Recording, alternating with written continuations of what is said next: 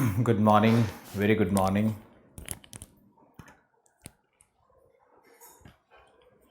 आवाज़ आएगी Arun, Shilpi, Rajvardhan, Bhavani, Rocky, Ravishankar,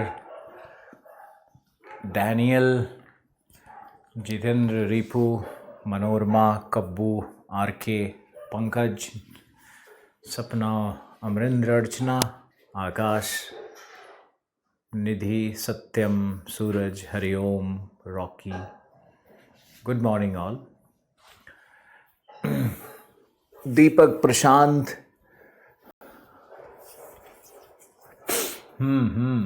very good. Shailendra, अब इतने नाम को पढ़ना बहुत मुश्किल है।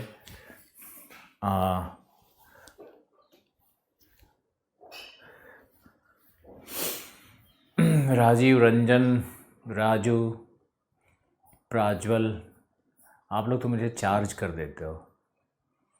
प्रतिभा,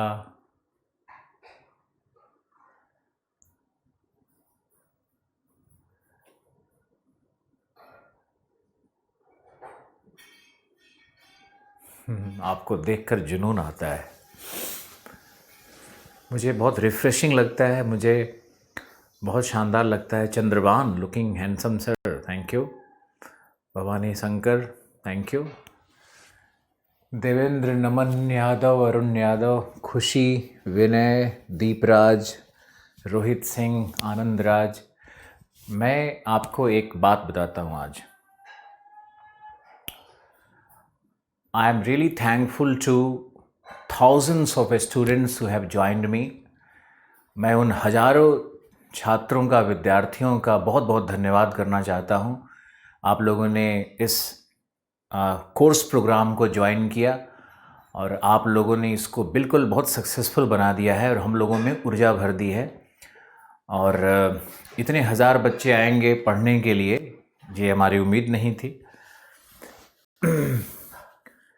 अभी ज्योग्राफी का जो हमारा क्लास चल रहा है, मैपिंग का बेसिक सारा क्लास है, और जो हिस्ट्री चल रहा है, अब 10 दिसंबर से जो पॉलिटिकल साइंस के टीचर होंगे, जो कॉन्स्टिट्यूशन पढ़ाएंगे, मंजेश सर, और जो एडमिनिस्ट्रेशन के टीचर होंगे, अभय सर, उनको आना है। और हम भी आपसे वीक में मिलते रहेंगे बीच बीच में। पूरा कोर्स प्रोग्राम हम डायरेक्ट कर ही रहे हैं, तो हम तो लगे हुए हैं ही सब कुछ के पीछे। अभी धर्मेंद्र कुमार,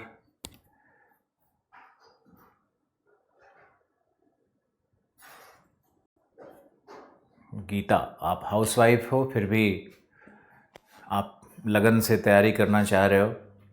देखो, एक ही मंत्र है, कभी अचानक से कुछ नहीं हो सकता है। सिर्फ एक मंत्र है कि आप में परसिस्टेंसी होगा, आप में परसीवरेंस होगा, आप में संयम होगा, आप लगातार निरंतर पढ़ने की प्रक्रिया में रहोगे और आप लंबे लंबे ब्रेक्स नहीं लोगे। प्लस आप ज़्यादा सामाजिक कार्य में, भावनात्मक मुद्दों में, आप पारिवारिक मुद्दों में अगर नहीं फंसोगे और अपने मेंटल एनर्जी को, अपने मानसिक ऊर्जा को अगर आप प्रिजर्व करके रखते हो, तब आप ज़रूर सफल होगे। क्योंकि ये जो आईएएस बनने का, जो अधिकारी बनने का प्रक्रिया है ना, इसमें सबसे बड़ी आवश्यकता है आपके कंसंट्रेशन की और आपके ब्रेन पावर की। और आप जितना अधिक अपने इमोशंस पे कंट्रोल डेवलप करोगे, उतना ही बेहतर पढ़ पाओगे, उतना ही याद रख पाओगे। हम लोग की समस्या पढ़ने की नहीं होती है, पढ़ता तो हर व्यक्ति है, लेकिन प्रॉब्लम क्या है कि उसको सही समय पे रिकॉल करना।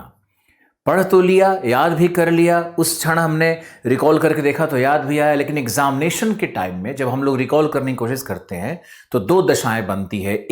कंफ्यूज हो जाते हैं कि शायद ये था या शायद वो होगा। दूसरा क्या होता है कि याद ही नहीं आता है।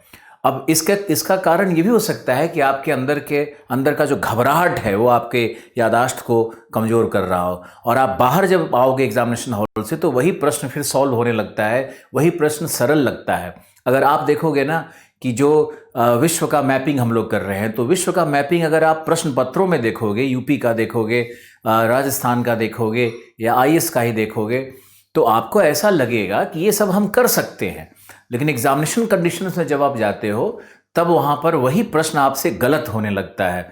तो ये टेस्ट होता है ना, ये सिर्फ ज्ञान का टेस्ट नहीं होता है, आपके ज्ञान के साथ साथ आपके संयम का, आपके अंदर के उस असीम शांति का, आपके उस बौद्धिक इक्विलिब्रियम का, बौद्धिक साम्यावस्था का, आपके मेंटल स्टेबिलिटी का, ये प्रत्येक चीज़ का टेस्ट है। और इस टेस्ट में फेल नहीं करना है आप लोगों को। तो पढ़ाई के साथ साथ, नॉलेज के साथ साथ अपने अंदर में एक ऐसे व्यक्ति का विकास करना जो बड़ा संयमित है, बहुत खुश रहता है, ऊर्जावान है, और भावनात्मक मुद्दों में जो मुद्दे हम लोगों को अपने जीवन पथ से हटा देते हैं, किसी के व्यक्तिगत मैटर में किसी के प्रति दुर्भावना वाली जो सब बातें होती है, या ईर्ष्या वाली बातें होती है, या क्रोधजन्य जो बातें होती है, इन चीज़ों से अगर मुक्ति नहीं है मन को, तो मन आपका कभी भी स्वतंत्र नहीं होगा। आप अगर सुधा मूर्ति जी को देखेंगे, और इन्फोसिस वाले जो व्यक्ति हैं मूर्ति साहब को देखेंगे, आप रतन टाटा को देखेंगे,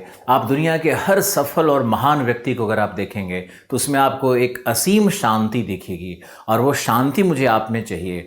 अगर वो शांति आपके अंदर आ जाती है ना, आपके अंदर से वो द्वेलित भाव, वो एंगर, वो दूसरे को देख करके आलोचना करना, वो दूसरे को देख करके रिएक्शन देना, वो दूसरे के लिए कटुता मन में भरना, दूसरे को देख करके चिढ़ते रहना, दूसरा क्यों ऐसा है, मैं ऐसा क्यों हूँ, ये जो सब लोग कर रहे हैं, ये सिर्फ यहीं पे ऐसे ही दांत पीसते पीसते एक दिन उनको मर जाना है। वो आए भी थे ऐसे ही और जाएंगे भी ऐसे ही। उनको जीवन में सुख का भी अनुभव नहीं होगा, सुख उनके गोद में बैठा होगा फिर भी अनुभव नहीं कर पाते हैं। ये बहुत सारे लोग इतने व्यस्त हैं आज के जीवन में, और इतने काम और इतने प्रेशर में जी रहे हैं, कोई भी काम हो, विद्यार्थी जीवन हो, नहाते हैं, स्नान करते हैं, तो उनको अनुभव नहीं होता है कि जल का बूंद उनके शरीर पर गिरा।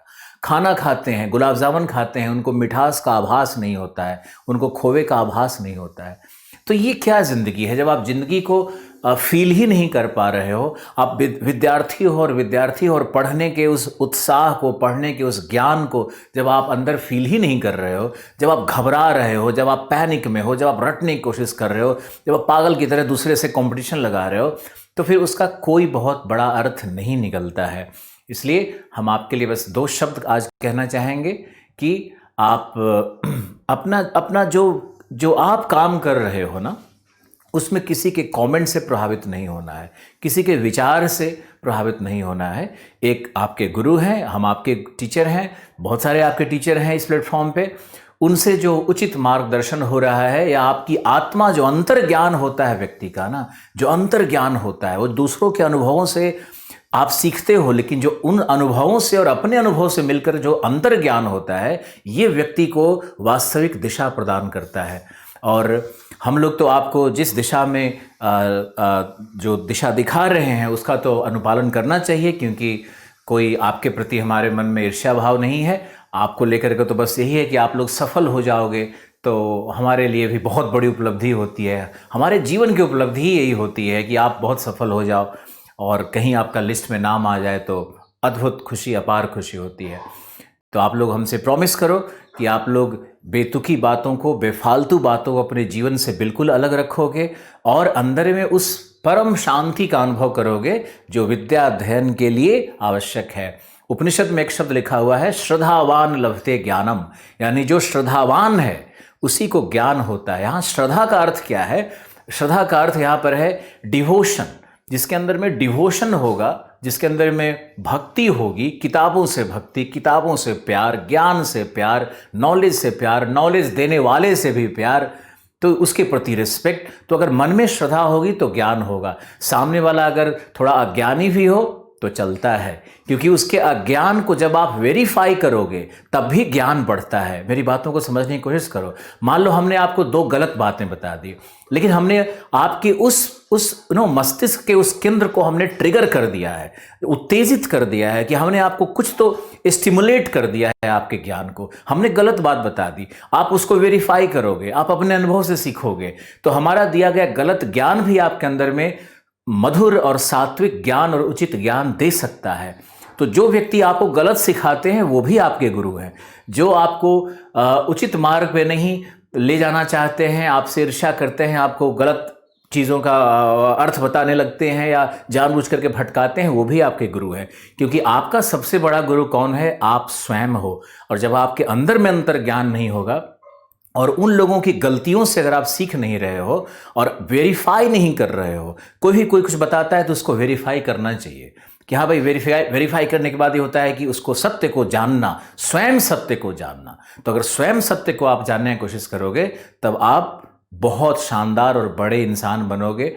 और जब आप बहुत बड़े बन जाओगे तो मुझे एक छोटा सा SMS लिखना कि सर मैं एक बहुत ही सफल IAS हूँ, मैं एक सफल PCS अधिकारी हूँ, मैं एक सफल नेता हूँ, राजनेता हूँ, मैं एक सफल व्यवसायी हूँ, मैं एक सफल कृषक हूँ, मैं एक सफल गृहिणी हूँ। ये सब आप मुझे एक SMS में लिख करके दोगे तो मुझे तो आपके नाम रटे हुए हैं, मुझे सब कुछ याद आ जाएगा।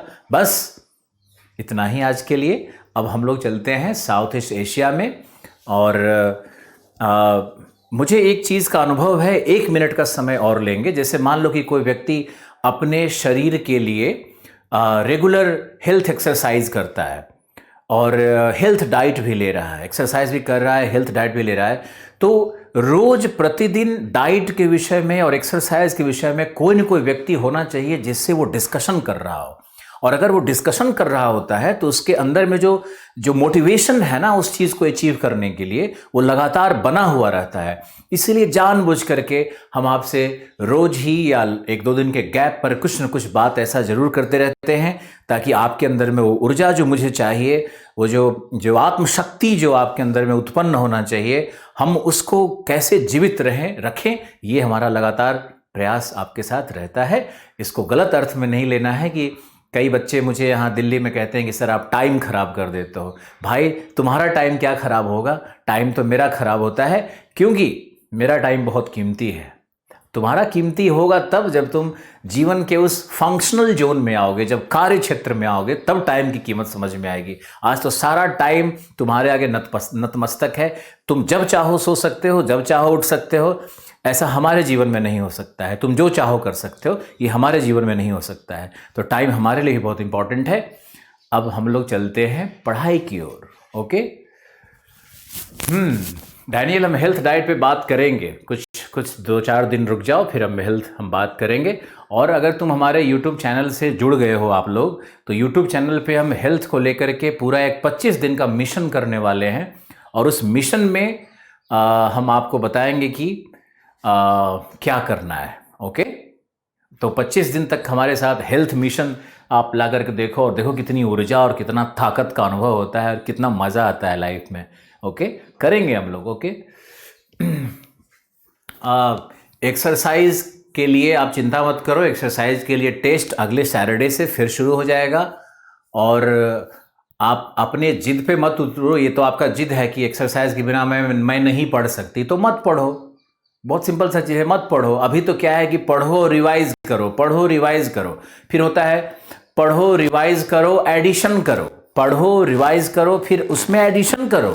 हमने जो सब पढ़ा दिया वही 100% तो नहीं होगा ना, ये 60-70% हो सकता है। ये हमारी ईमानदारी है जिसको आप समझो। तो ये 60-70% होगा, इसमें आप एडिशन करोगे ऊपर से। तो पढ़ो, समझो, फिर उसको रिवाइज करो, फिर उसमें एडिशन करो। उसके बाद आएगा, जब आप इतने से पूर्ण हो जाओगे तब आएगा अब एक्सरसाइज शुरू करो, है ना। तब एक्सरसाइज शुरू करेंगे। 2-3 महीने का वक्त लो और धीरे धीरे लिखने का प्रैक्टिस करो। शब्दावली को पढ़ना शुरू करो, अखबार पढ़ना शुरू करो, मैगजीन से शब्द उठाओ, NCERT से अच्छे अच्छे शब्दों को उठाओ। आप अपनी हिंदी को दुरुस्त करो, और हिंदी अगर दुरुस्त है तो इंग्लिश के शब्दावली को भी दुरुस्त करो। पहले ये सब काम करो, फिर एक्सरसाइज लिखने का किया जाएगा। ओके, सब क्लास ज्योग्राफी का सब रेगुलर होगा। अभी तो ये हमने बेसिक किया है। ज्योग्राफी का क्लास कहाँ हुआ है तुम्हारा? ये ज्योग्राफी का क्लास नहीं चल रहा है। ये तो हम एक फंडामेंटल बेसिक चीज़ों को तैयार करवा रहे हैं आप लोगों का। ओके, ज्योग्राफी तो तब शुरू होगा जब भौतिक भूगोल में ब्रह्मांड की उत्पत्ति होगी और सूर्य बनेगा और तारे बनेंगे और नक्षत्र बनेगा, तब भूगोल शुरू होगा। अभी भूगोल शुरू नहीं हुआ है, अभी तो सिर्फ बेसिक मैपिंग चल रहा है। Very sweet morning Deepak Arya, thank you. Live test लिया करो, इसका भी कोई मतलब नहीं बनता। ये बचकाना हरकतें छोड़ दो। आप ग्रेजुएशन से ऊपर के एग्ज़ाम की बात कर रहे हो, ये लाइव टेस्ट जो करवाते रहते हैं ना छोटे छोटे एकेडमी में, 5 क्वेश्चन दे दिया, फेसबुक पे 4 क्वेश्चन लिख दिया, उससे क्या होना है? कुछ नहीं होना है। इसलिए ये सब टाइम खराब करने का काम मत करो। आप मेरी बात समझो, इतने श्रद्धा से जुड़े हो तो आप जुड़े रहो और हमारा जो स्कीम है उस पर काम करो। कोई फायदा नहीं है पूछने से कि भारत में, केरल में, उत्तरी केरल में कौन सा जलवायु है। क्या फायदा है? राजस्थान में सबसे ऊंचा तापमान कहाँ मिलता है? क्या फायदा है?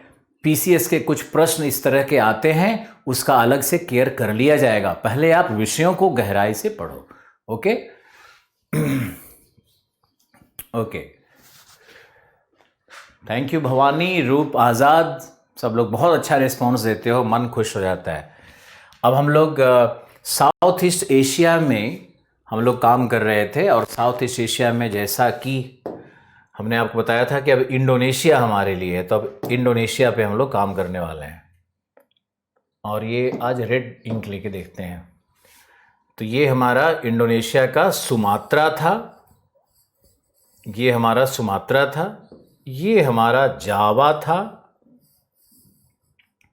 उसके बाद ये बाली आइलैंड है, फिर लोम्बोक आइलैंड है, फिर तो यहाँ पे बहुत सारे आइलैंड्स हैं। ये ईस्ट तिमोर है और ये फ्लोर्स आइलैंड है, ये तो हो ही गया। फिर हमने आपको बताया था कि ये मोलक्काज के द्वीप समूह यहाँ पर हैं और ये सुलावेशी का द्वीप समूह यहाँ पर है। ये मैंने आपको बताया था बोर्नियो के बारे में, और हमारा लास्ट डिस्कशन जो हुआ था वो बोर्नियो के बारे में ही था। ओके, तो ये तो आइलैंड्स, और यहाँ मैंने आपको दिखाया था ये डिवाइड करके कि ये जो भाग है न्यू गिनी का, ये भाग, ये बेसिकली इंडोनेशिया का भाग है। और इधर जो न्यू गिनी आइलैंड पे है न्यू पपुअन गिनी, और पपुअन गिनी जो है वो एक देश है, एक स्वतंत्र राष्ट्र है। ओके, पीडीएफ नहीं खुलता। पीडीएफ के लिए तो मैंने कई बार, आपके इंडिविजुअल मोबाइल पे भी प्रॉब्लम रहता है, क्या रहता है समझ में नहीं आता है, क्योंकि हज़ारों बच्चों का खुल रहा है तो आपका क्यों नहीं खुलेगा। और आपको मैंने कहा है कंप्लेंट डालने के लिए 9891290953 इस नंबर पे व्हाट्सएप करना है आपको, और आपके कंप्लेंट को सुना जाएगा। कंप्लेंट को हम टेक्नोलॉजी टीम को फॉरवर्ड कर देते हैं स्क्रीनशॉट लेकर के। ओके, और वहाँ पे लोग उस पर एक्शन लेंगे। तो एक रास्ता यही है। चलो अब हम लोग पढ़ाई करते हैं साउथ ईस्ट एशिया के विषय में। और आप एक टाइटल बनाओ, लिखो इंडोनेशिया। इंडोनेशिया के विषय में आपको लिखना है।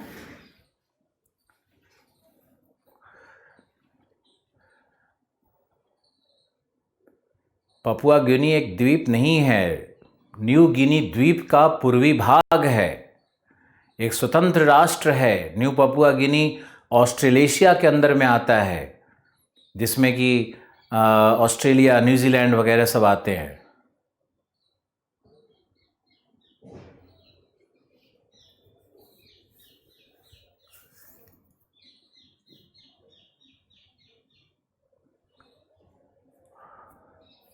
यहाँ पर कंप्लेन नहीं लिखो, मैंने व्हाट्सएप का नंबर दिया है, उस पर आप कंप्लेन लिखो, उस पर तुरंत एक्शन लिया जाएगा।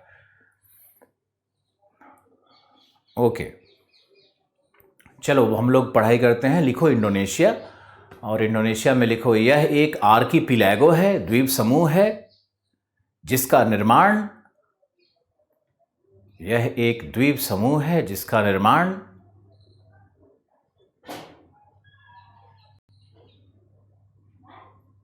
तीन प्लेटों के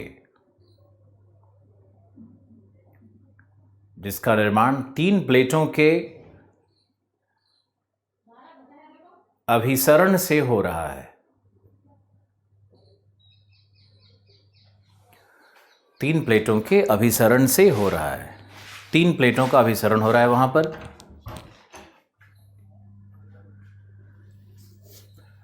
पहला प्लेट है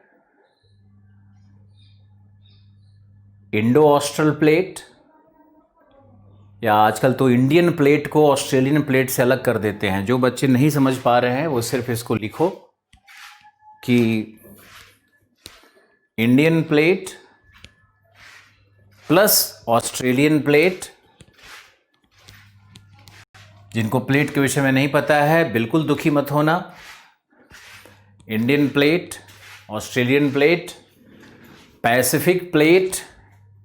यहाँ देखो ये जो है ना, ये इधर इंडियन प्लेट हो गया और ये इधर ऑस्ट्रेलियन प्लेट हो गया। एक कुछ लोग इसको इंडो ऑस्ट्रल प्लेट भी कहते हैं। ये दोनों को मिला करके प्लस करके वो लोग एक ही प्लेट मान लेते हैं।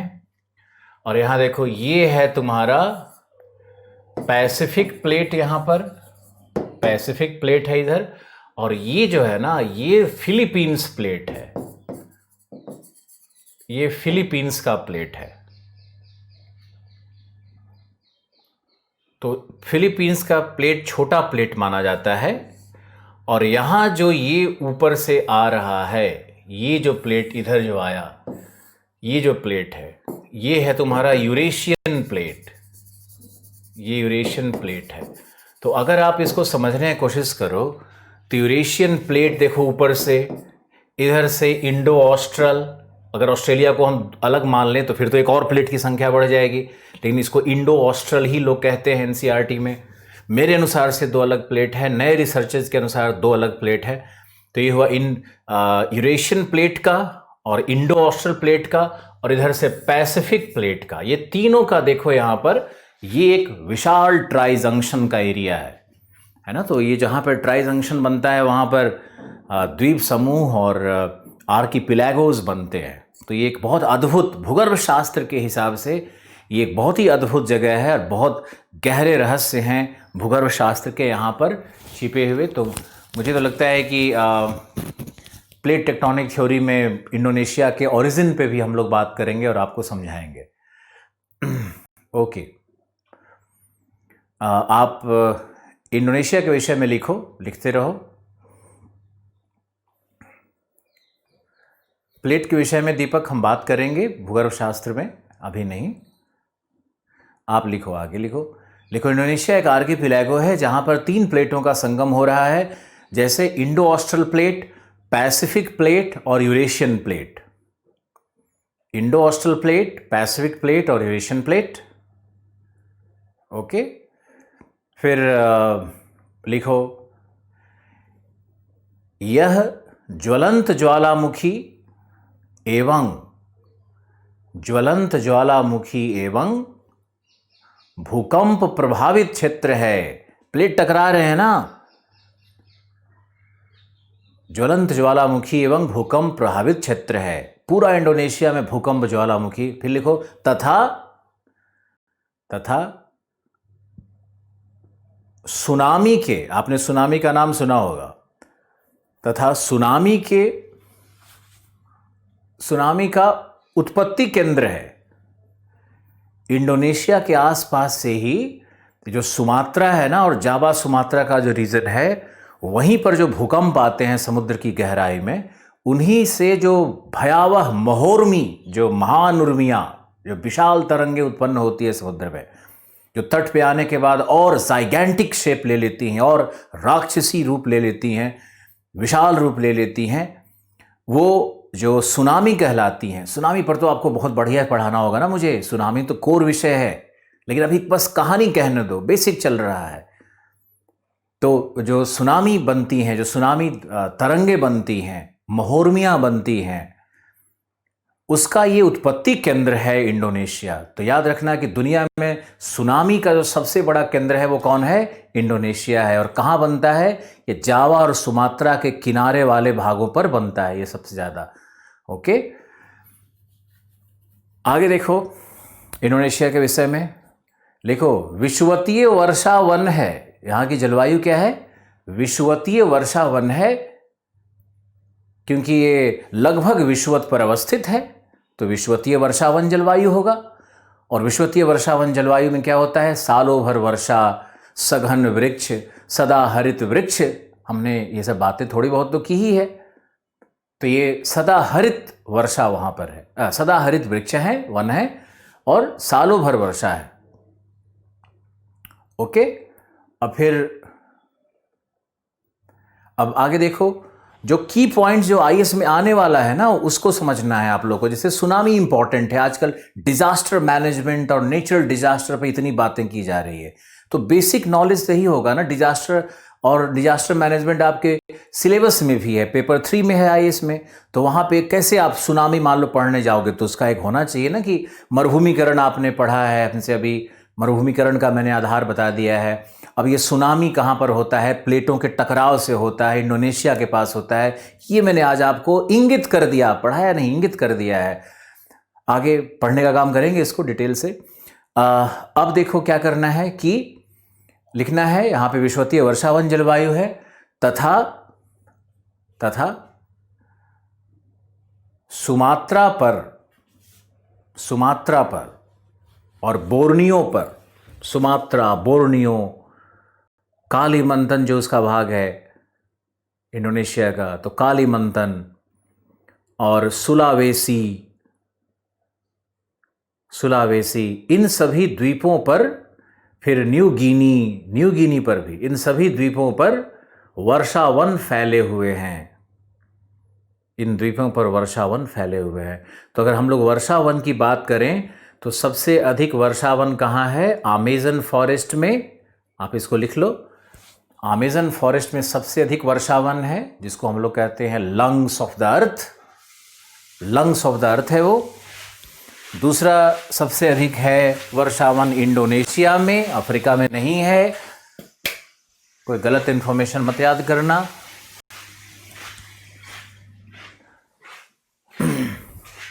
थैंक यू छाया।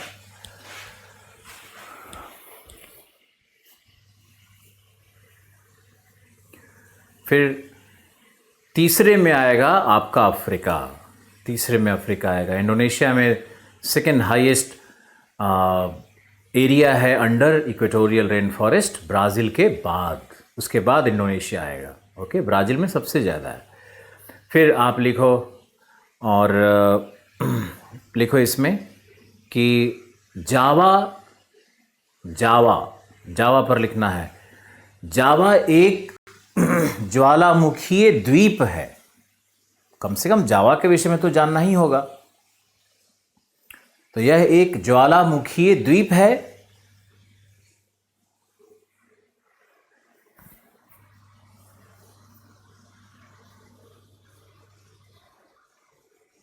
यह एक ज्वालामुखीय द्वीप है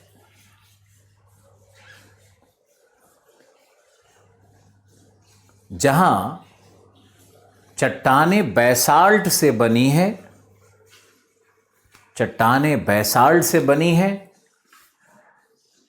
जिसमें टाइटेनियम सॉल्ट होते हैं, जिसमें टाइटेनियम सॉल्ट होते हैं, टाइटेनियम लवण होते हैं, टाइटेनियम खनिज होते हैं,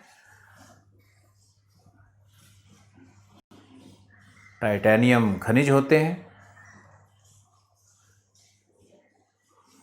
अतः यहां काली मृदा का विकास हुआ है, यहां काली मृदा का विकास हुआ है। अब जो इंटेलिजेंट है वो भारत में भी काली मृदा है ना, तो ये समझ लेगा कि भारत में जो काली मृदा का क्षेत्र है, महाराष्ट्र, प्लेट्यू वगैरह, दक्कन पठार, तो उस दक्कन के पठार पर भी टाइटेनियम सॉल्ट जरूर होगा। उसको टाइटेनीफेरस मैग्नेटिक कंपाउंड्स कहते हैं।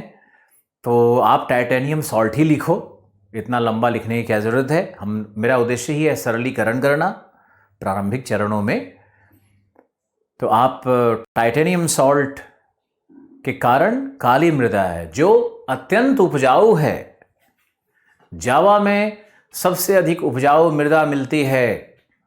पूरे साउथ ईस्ट एशिया की सबसे उपजाऊ मृदा जावा में है।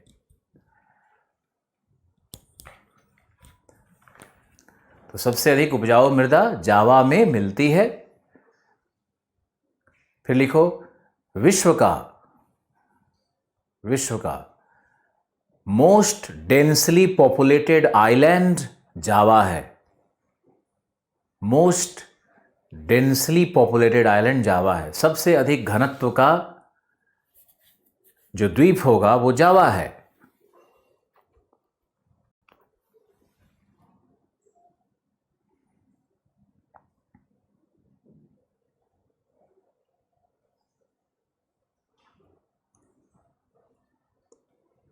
ओके, फिर आप लिखो most densely populated, most intensively cultivated, सबसे गहन कृषि प्रणाली अगर विश्व में किसी द्वीप पर है तो वह जावा है। तो आप लिखो गहनतम कृषि प्रणाली जावा, गहनतम कृषि प्रणाली है। और यहां पर रोपण कृषि है, जैसे चाय, चाय जावा का चाय, चाय, कहवा, गन्ना, सुगर केन, राइस, ये सब जावा पे कल्टीवेट होता है। और लिखो इंडोनेशिया की 90% से अधिक जनसंख्या जावा पर ही रहती है। सारे लोग तो जावा में रहते हैं। इंडोनेशिया की 90% से अधिक जनसंख्या जावा में रहती है।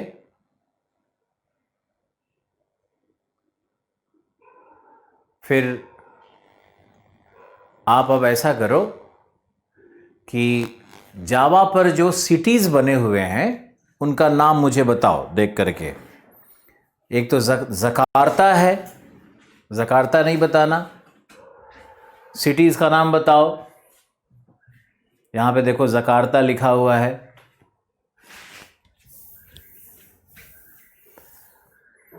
पूर्वी भाग में भी सिटी है, 1, 2, ये तो हमारा जकार्ता है कैपिटल।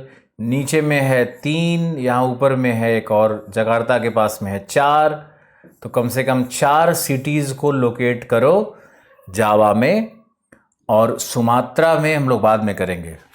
जावा पर अवस्थित 4 नगर कौन कौन से हैं? बांडुंग, बांडुंग बिल्कुल सही। बोगोर कोई बहुत बड़ा नगर नहीं है, बोगोर छोड़ दो। बांडुंग बिल्कुल सही। पैंगलोंगन, बाली लोम्बोक तो द्वीप है शर्मा जी। सुरबाया, सुरबाया बिल्कुल सही।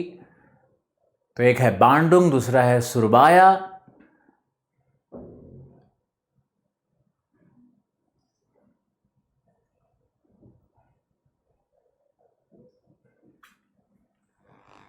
सेरांग बिल्कुल सही, सेरांग तीसरा भी मिल गया। सेरांग जो हम कह रहे हैं उसको सेमेरांग, सुरबाया, बांडुंग बिल्कुल सही शिल्पी। सेमेरांग, सुरबाया, बांडुंग और जकार्ता, ये 4 नगर को ध्यान में रखना है ना। ये चारों नगर पेट्रोलियम के भी उत्पादक हैं। इसमें जो सेमेरांग है पेट्रोलियम का उत्पादक है।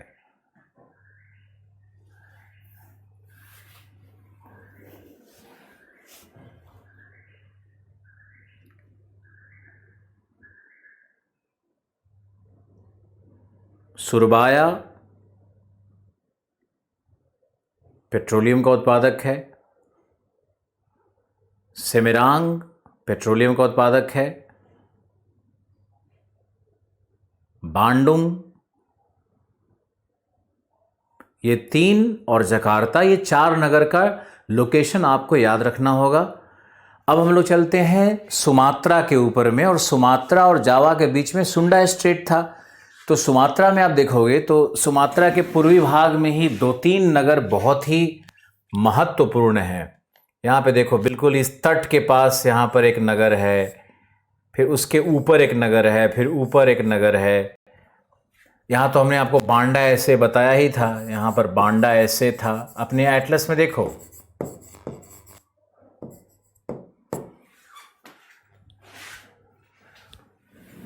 जो व्यक्ति नया ज्वाइन किया हुआ है वो एटलस उठाओ और बहुत धैर्य से पहले दिन, घबराना नहीं है, पहले दिन कोशिश करना है। 2-3 दिन 4 दिन संघर्ष करने के बाद आप भी ट्रैक पे आ जाओगे।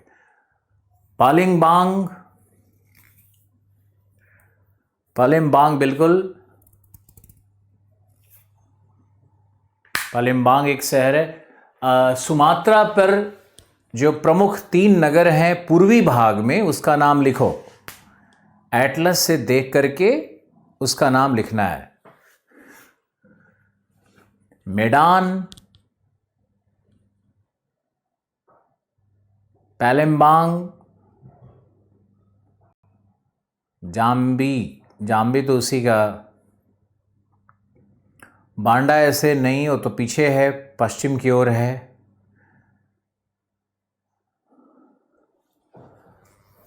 बंदर लामपुंग, बंदर लांगपुंग देखो, पैलेम्बांग।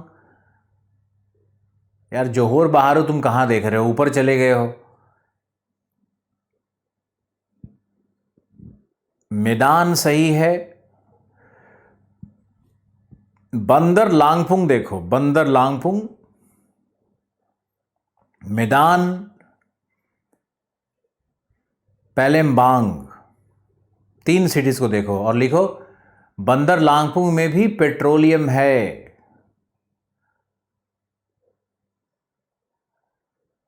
सेरांग, ACRANG, सेरांग। आप लोग मलेशिया के प्रायद्वीप पर भी शहर ढूंढ रहे हो यार। आप लोगों को सिर्फ देखना है सुमात्रा के ऊपर में। घबराओ नहीं, बहुत टाइम है।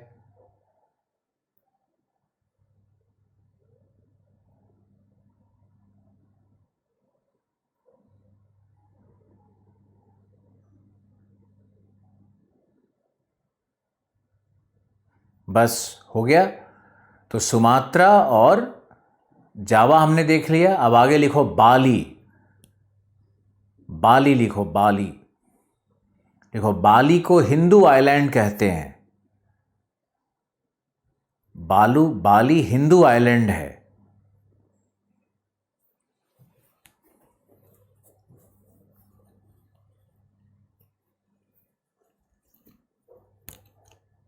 बाली हिंदू आइलैंड है और बाली बहुत ही छोटा सा आइलैंड है, लेकिन लिखो अंतर्राष्ट्रीय पर्यटन के लिए प्रसिद्ध है बाली।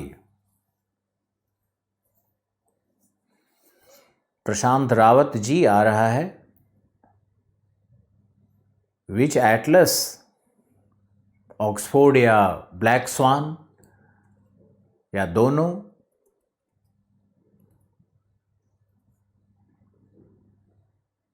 हिंदू आइलैंड कहते हैं बाली को।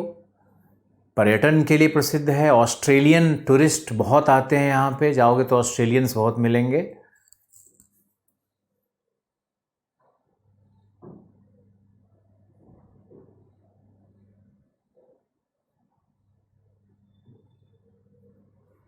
ओके, उसके बाद लिखो कि बाली से पूर्व, बाली से पूर्व एक अद्भुत चीज बता देते हैं आपको। बाली से पूर्व, लिखते रहिए, बाली से पूर्व वेलेस लाइन। आज आपको एक और कॉन्सेप्ट बताते हैं वेलेस लाइन का, और इसी तरह मैपिंग करते करते बहुत सारा ज्ञान बटोरते रहिए। कॉन्सेप्ट है वेलेस लाइन का। वेलेस लाइन क्या है? तो यहाँ हमारे पास बाली है और बाली से एक लाइन अगर हम ड्रॉ करें इस तरह से, और फिलीपींस की इधर से लेकर के और इसको इधर निकल जाए, जापान के पूर्व से लाइन निकल जाएगा। तो ये लाइन है ना, ये लाइन कहलाता है वेलेस लाइन। जापान से पूर्व, बाली से पूर्व। तो ये जो वेलेस लाइन है, वेलेस एक साइंटिस्ट का नाम था, एक बायोलॉजिस्ट थे, एक जीव वैज्ञानिक थे। तो वेलेस ने 2 दुनिया, जो जंतुओं की 2 दुनिया है, उसको डिवाइड किया था। जो इस लाइन के पूर्व वाला भाग है, ये कहलाता है मार्सुपियल वर्ल्ड। ये मार्सुपियल वर्ल्ड है। और इस वेलेस लाइन के इधर जो शेष रह गया, जो ये भाग है पूरा, इसको कहते हैं प्लेसेंटल। जैसे गाय, बकरी, मानव, हम लोग सब प्लेसेंटल एनिमल्स हैं, क्योंकि हमारा जो नाभि है ना उससे मदर से पाइप जुड़ा हुआ रहता है, तो हम लोग मार्सुपियल नहीं है, हम लोग प्लेसेंटल हैं। और जो मार्सुपियल्स होते हैं, ये मार्सुपियल होगा, जो अर्चना ने लिखा भी है कुछ, वेरी गुड अर्चना।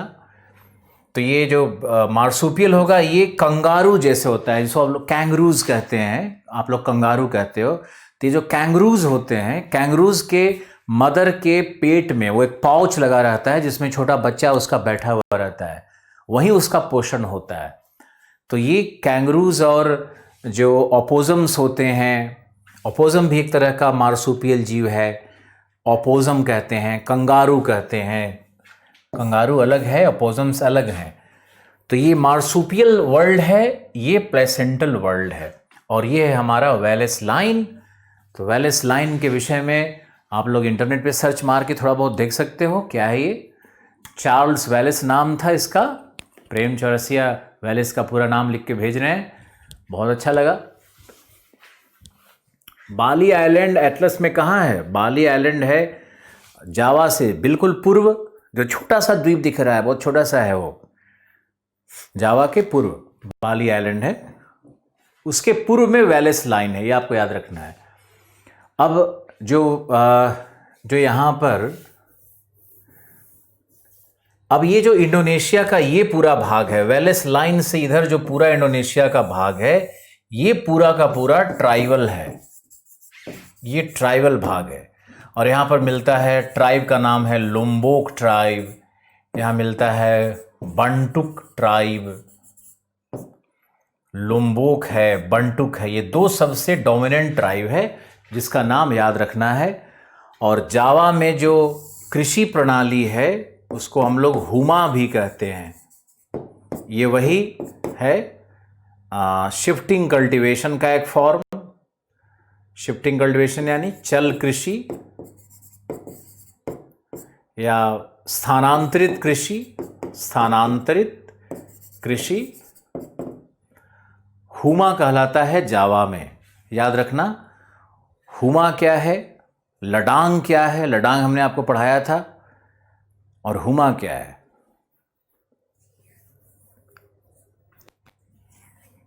वेलेस लाइन क्या है, कौन सी जनजातियां रहती है पूर्वी इंडोनेशिया में? लोम्बोक और बंटुक, दो जनजातियां इधर रहती है, ये पूरा जनजातीय क्षेत्र है। फिर आप लिखो, यहां पर आओ, लिखो मोलक्काज को spice island of the world कहते हैं। मोलक्काज को, मोलक्काज आपको कई बार दिखाया गया एटलस में, अब तक तो रट जाना चाहिए। मोलक्काज को spice island of the world कहते हैं। ये है हमारे स्पाइस आइलैंड्स, यहीं पे होता है तुम्हारा सिनेमन, दालचीनी और क्लोव्स और काली मिर्च और ये सब। तो ये स्पाइस आइलैंड है। अब ये है सुलावेसी, ये सुलावेसी है। यहाँ पे जो ट्राइब है उसका नाम सिलिबीज है, ये सिलिबीज ट्राइब रहता है। और जो ऊपर में प्रायद्वीप है, मिन्हासा प्रायद्वीप, ये मैंने आपको बताया था कि दुनिया का सबसे लंबा प्रायद्वीप है, लॉन्गेस्ट, ये लॉन्गेस्ट प्रायद्वीप है, पेनिनसुला है, लॉन्गेस्ट पेनिनसुला है। कालीमंतन के विषय में मैंने पिछले क्लास में आपको बता दिया था। तो इंडोनेशिया के विषय में आपको इतना ही जानना है, इससे ज़्यादा जानने की आवश्यकता नहीं है। अब चलते हैं फिलीपींस में। अब आप टाइटल बनाओ, फिलीपींस। फिलीपींस क्या है, फिलीपींस में क्या विशेषताएं हैं, एक बेसिक बैकग्राउंड होना चाहिए फिलीपींस के विषय में।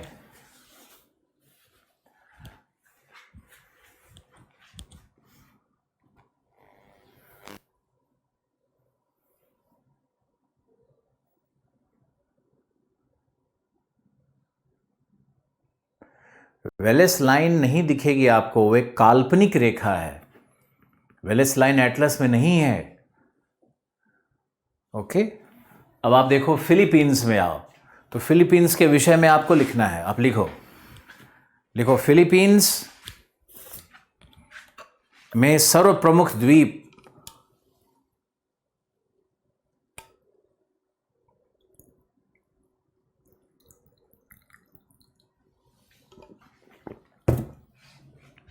सर्व प्रमुख द्वीप।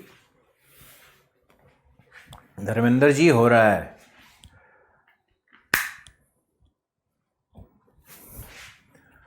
सर्व प्रमुख द्वीप है लुजोन, LUZON, उत्तर वाला। दालचीनी बताई मुलक्काज में।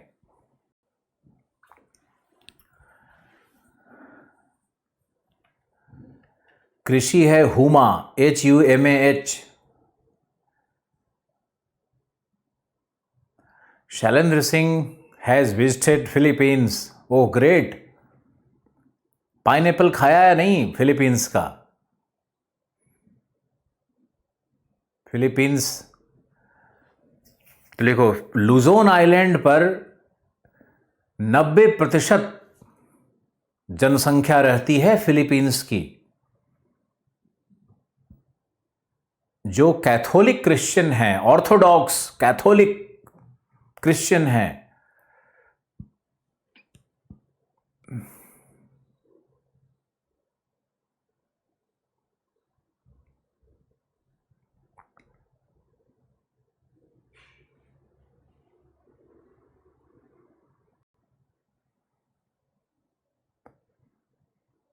ओके। शिवानी आप व्हाट्सएप पे लिखो कैसे करना है टेक्निकली।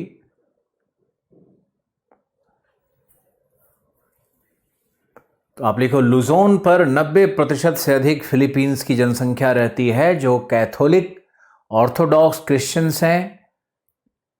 फिर लिखो लुजोन पर कई ज्वालामुखी हैं, सक्रिय ज्वालामुखी हैं, क्योंकि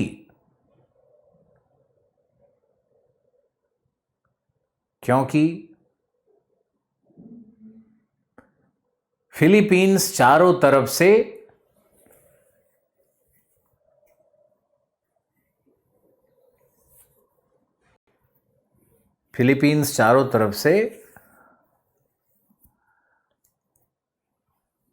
अभिसारी किनारों से घिरा है।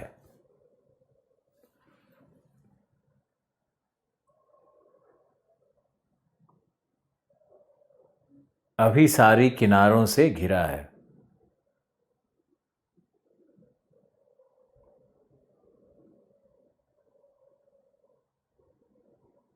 हाँ जी, हुमा जावा की ही कृषि है अभिषेक। तो प्लेट टकरा रहे हैं फिलीपींस के चारों तरफ। फिलीपींस भी एक आर्किपिलैगो है, द्वीप समूह है। मैंने आपको आर्किपिलैगो के लक्षण लिखवाए भी थे। अब आप लिखो लुजोन द्वीप पर, सब लोग देखो तो एटलस में देखो लुजोन द्वीप पर कौन कौन सा वल्केनो दिख रहा है।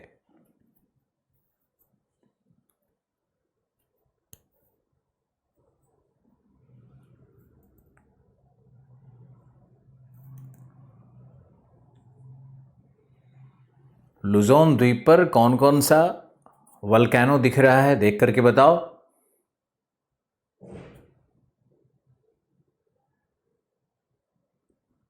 नहीं दिखा?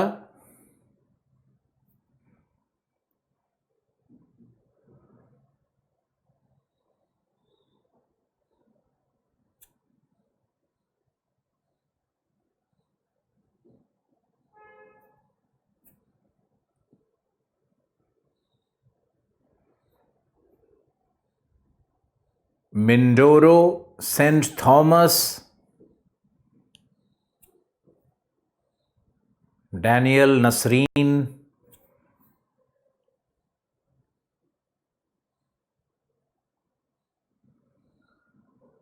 देखो वहां पे अभिसारी किनारा क्या होता है ये हम लोग थोड़े समय बाद पढ़ेंगे। पीना टाबू है क्या?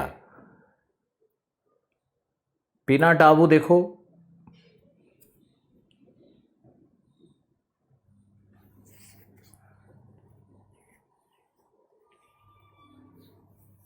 पीना टाबू मिलना चाहिए।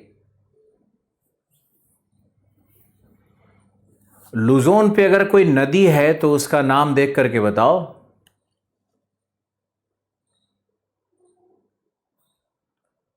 पीना टाबू मुझे दिखाना था। पीना टाबू बहुत फेमस वल्केनो है, आप लोग को मिल ही नहीं रहा है।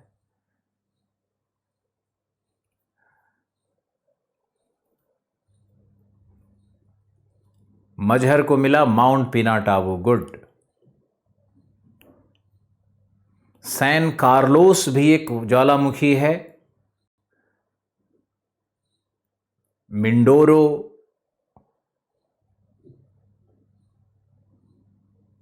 बस ज़्यादा नहीं, हो गया। लेकिन पीना टाबू सबसे इंपॉर्टेंट है। एक नदी दिख रही होगी, नाम नहीं दिया होगा।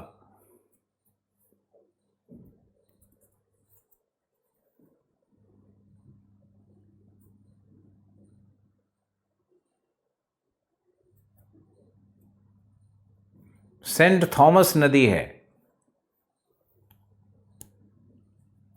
किसी एटलस में दिया है सेंट थॉमस?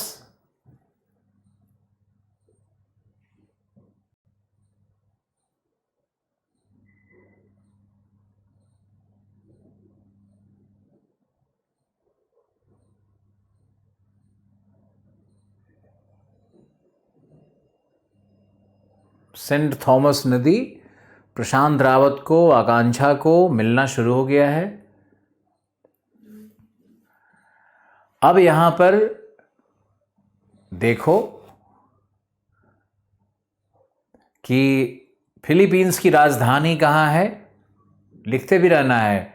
सेंट थॉमस नदी है, सबसे लंबी नदी फिलीपींस की, लुजोन पे।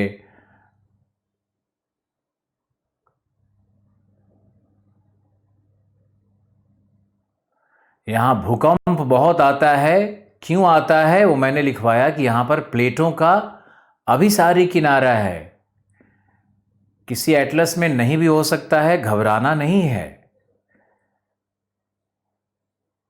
तो सेंट थॉमस नदी, क्रिश्चियन सोसाइटी। अब यहां लिखो चावल कृषि, फिलीपींस में चावल।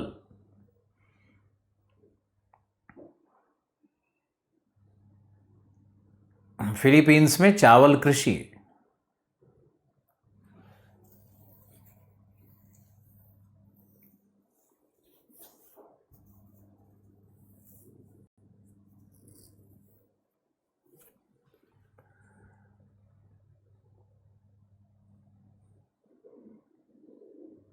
फिलीपींस में चावल कृषि। और दूसरा है वहां पे पाइनएप्पल, अनानास।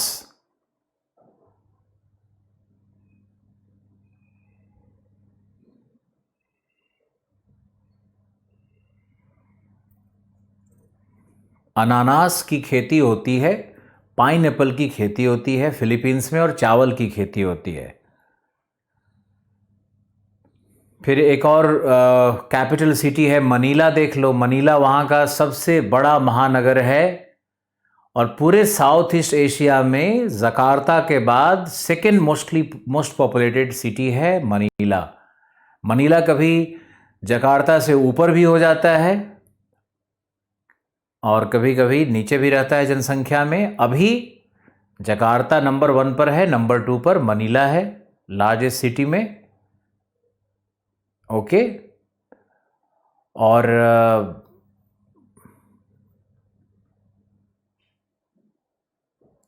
यहां पर लुजोन पर ब्लैक सॉइल भी होगा, या तो लाल मृदा है, विषुवतीय क्षेत्रों में लाल मृदा होती है, और अगर बैसाल्ट की चट्टानें हैं तो काली मृदा होगी। Manila capital. और फिलीपींस का जो एक छोटा सा द्वीप था सीबू, एशियन डेवलपमेंट बैंक का हेडक्वार्टर कहाँ है? एशियन डेवलपमेंट बैंक का हेडक्वार्टर कहाँ है? मनीला में है। Aditya, thank you.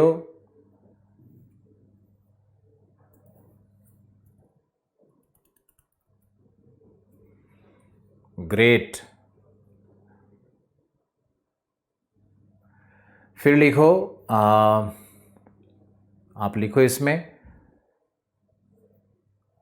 इंपॉर्टेंट है, सीबू आइलैंड लिखो। सीबू एक प्रवाल भित्ति है, प्रवाल है, प्रवाल द्वीप है। सीबू मैंने पहले भी दिखाया था, तो सीबू एक प्रवाल द्वीप है। यहां पर वर्ल्ड इकोनॉमिक फोरम का एक सम्मेलन हुआ था, तब से ये प्रसिद्ध हो गया। पर्यटन के लिए बहुत प्रसिद्ध है। राइस रिसर्च सेंटर है लुजोन में।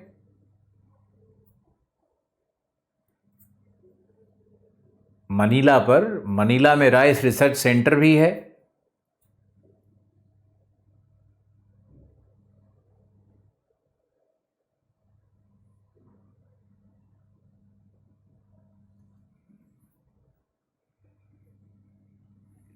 बैसाल्ट एक प्रकार का चट्टान होता है, बात करेंगे बाद में।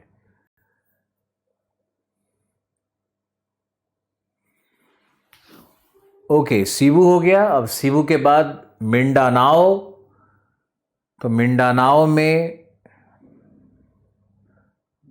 ट्राइबल जनसंख्या है, जनजातीय संस्कृति भी है, जनजातीय लोग रहते हैं मिंडानाओ पर।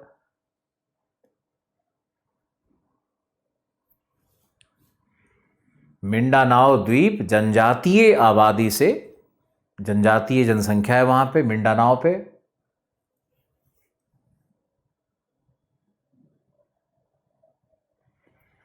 वहां के ट्राइब का नाम है बैगुओ। मिंडानाओ पर जो जनजाति रहती है उसका नाम है बैगुओ, BAGUIO।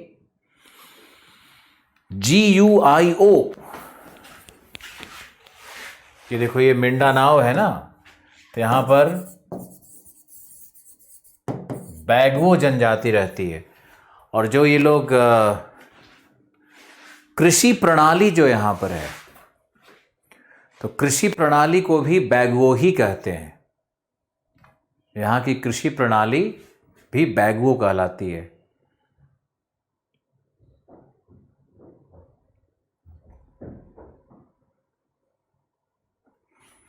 यहां देखो, ये छोटा सा है सीबू आइलैंड। ये सीबू आइलैंड, यहां जो मैंने डॉट दे दिया, ये सीबू आइलैंड है। यहां पर ये मनीला है। ये पूरा जो ऊपर का आइलैंड है यही लुजोन है, और ये नीचे का जो आइलैंड है ये मिंडानाओ है। बाकी बहुत सारे छोटे छोटे द्वीप से भरा हुआ है फिलीपींस। फिलीपींस की और कोई बड़ी महत्ता नहीं है।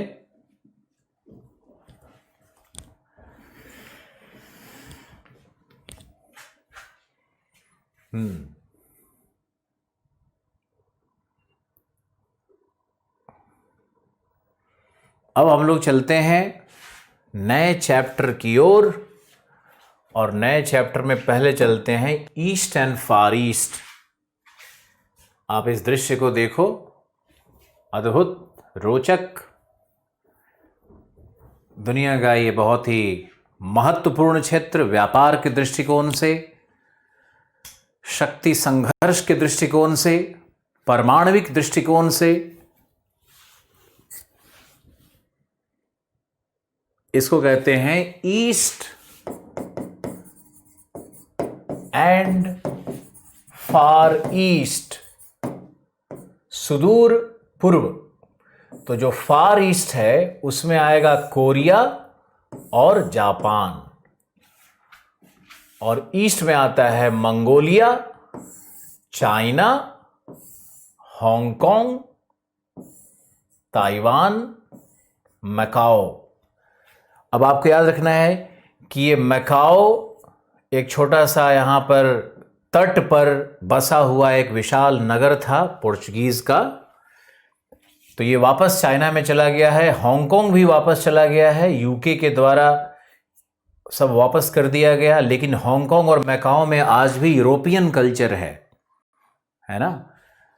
हांगकांग और मैकाओ का लोकेशन आप देखो, चाइना के बिल्कुल नीचे में।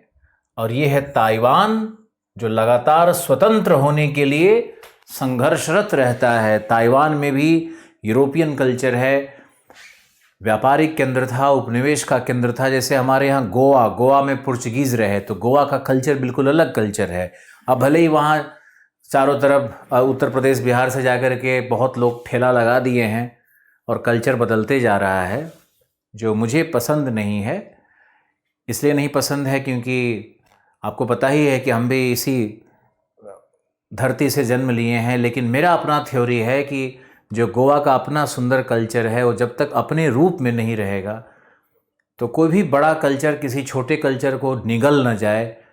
ये बहुत ज़रूरी है बचाना, कि जितने भी माइनर कल्चर्स हैं उनका कैसे संरक्षण किया जाए, ये बहुत ज़रूरी है। गोवा तभी है जब वहाँ पे वो पोर्चुगीज़ कल्चर का, वो गिटार बजाने वालों का, वो म्यूज़िकल लोगों का, वो फूड लवर्स का, वो फिशिंग कम्युनिटी का, वो एक जब कॉम्बिनेशन होगा तभी वो गोवा है।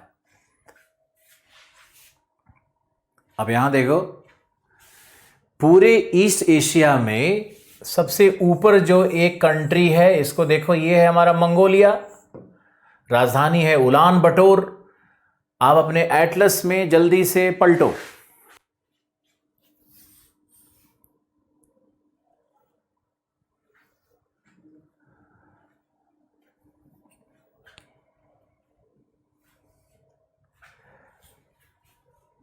Mongolia, China, Macau, Hong Kong, Taiwan. मैंने आपको बताया कि हांगकांग, ताइवान और मकाओ ये सब चाइना का पार्ट हो चुका है। तो अब ये कोई अलग राष्ट्र नहीं है, अलग अलग उपनिवेश भी नहीं है, ये सब चाइना में चला गया है वापस।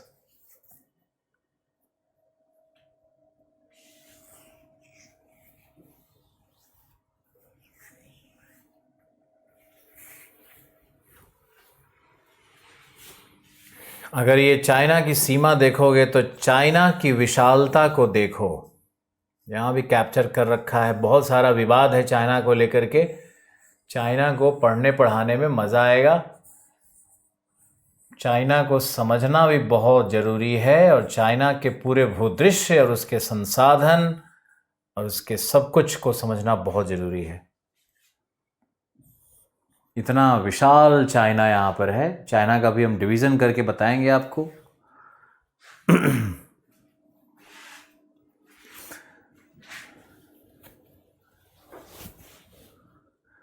आप लोगों ने ईस्ट और फार ईस्ट का मैप में निकाल लिया होगा, मुझे आशा है। अब आप तेज़ तर्रार बन गए हो।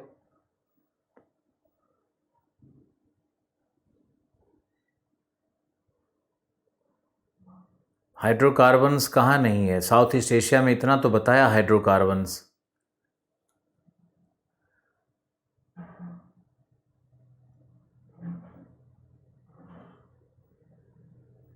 अब आप ईस्ट में आओ। ईस्ट में हम लोग देखते हैं।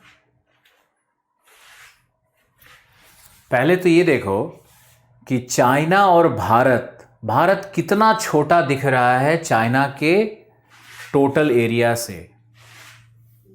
भारत कितना छोटा है चाइना से। चाइना की जनसंख्या और भारत की जनसंख्या लगभग एक हो चुकी है, और भारत में लोग अभी बच्चा को भगवान का रूप ही मान रहे हैं और खूब बच्चा पैदा कर रहे हैं। भारत से कभी भी गरीबी नहीं जा सकती है। भारत में कभी भी मुझे नहीं लगता है कि जब तक जनसंख्या नियंत्रण होगा तब तक ये नगरों में फैले हुए स्लम, गंदी बस्तियां, मलिन बस्तियां, ये गांवों में शक्ति संघर्ष, ये चारों तरफ ज़मीन के लिए लड़ाई, पानी के लिए लड़ाई, एक आम के पेड़ के लिए युद्ध, तो ये जो भारत में घटित हो रहा है उसका मूल कारण क्या है? कभी इसकी गहराई में जाओगे? सरकारें कभी नहीं जाएंगी, क्योंकि सरकार को वोट चाहिए, और वोट देती है जातियां, धर्म, कम्युनिटीज़, ये वोट देती है। अब नेहरू जी की एक बात याद आ रही है मुझे। नेहरू जी ने कहा, population is not a problem by itself, जनसंख्या स्वयं में कोई समस्या नहीं है, ध्यान से सुनो। जनसंख्या पे बोल रहे हैं, तुम्हारे पेपर 1 का विषय है, जनसंख्या संसाधन को रिलेट करके बोल रहे हैं।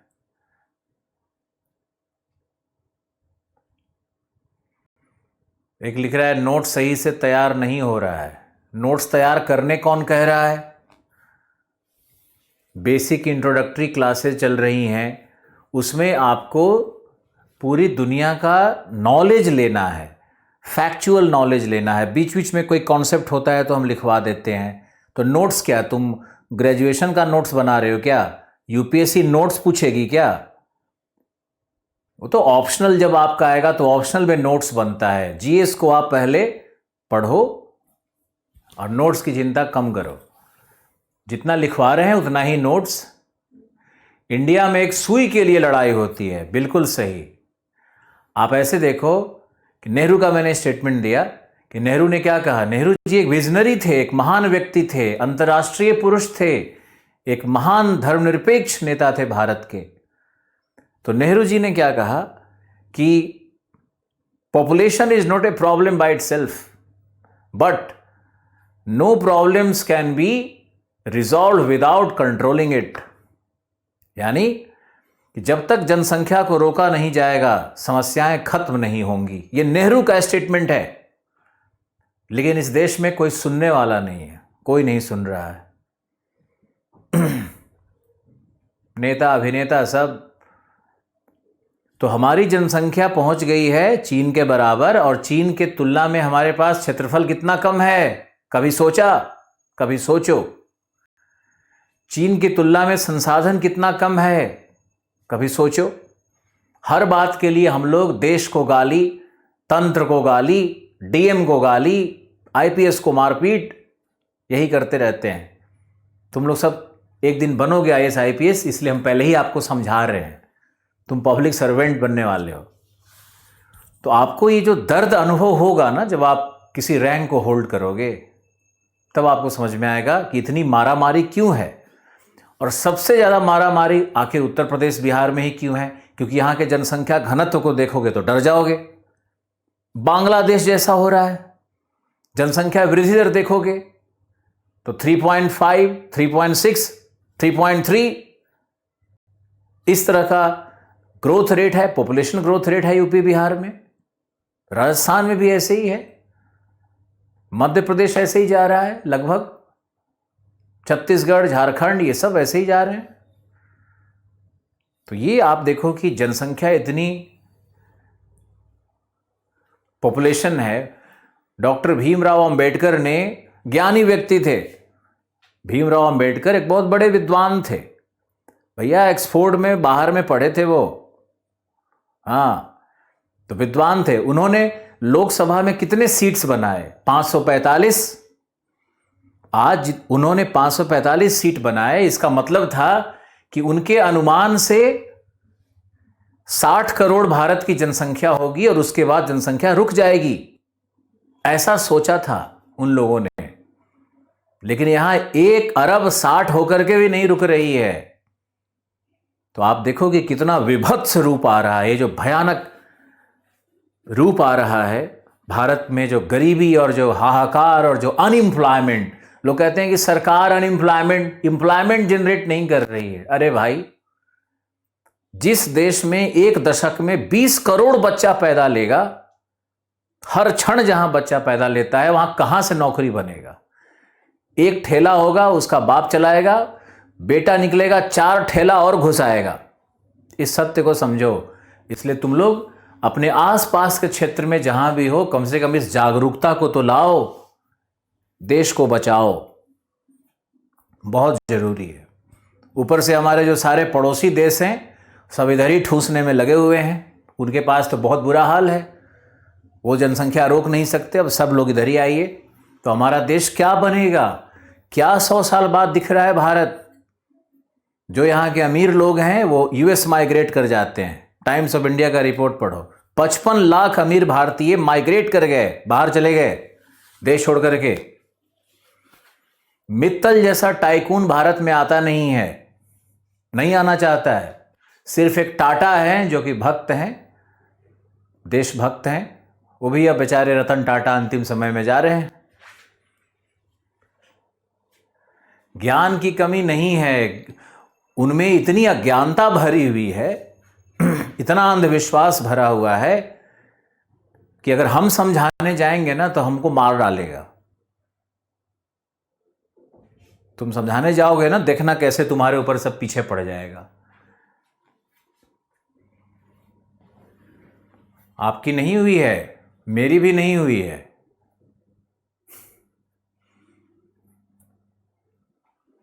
मैंने कहा, आप एक अजीब सा अच्छा सा प्रश्न आया है कि जो व्यक्ति जन्म लिया है इस धरती पे, उसका मातृ ऋण है। आपको अधिकार है अपने जैसे एक संतान को पैदा करने का, समझे? तो अगर आप फीमेल हैं तो एक फीमेल चाइल्ड आपको जरूर पैदा करना होगा, तभी आपका मातृ ऋण दूर होगा। अगर आप पुरुष हैं तो आपको अपने जैसा एक पुरुष जरूर पैदा करना होगा, तभी पितृ ऋण दूर होगा। यानी दो लोग मिलकर के दो बच्चे पैदा करें, एक बेटा एक बेटी, सब संतुलन कायम रहेगा। यही हमारा शास्त्र, यही हमारी संस्कृति कहती है। पितृ ऋण मातृ ऋण के थ्योरी पे जाओगे तो यही है। लेकिन आप देखो, 6 लोग, 12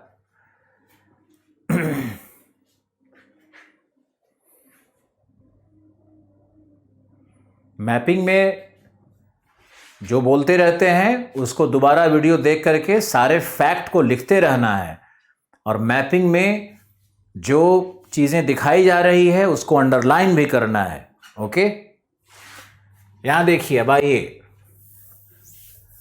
चाइना को देख करके मेरा थोड़ा सा भारतीयता जाग जाती है, राष्ट्रभाव जाग जाता है, दुख होने लगता है जनसंख्या देख करके। यहां देखो, ये है मंगोलिया, पहला हमारा मंगोलिया है, और दूसरा चाइना है, इसको हम लोग ईस्ट कहते हैं।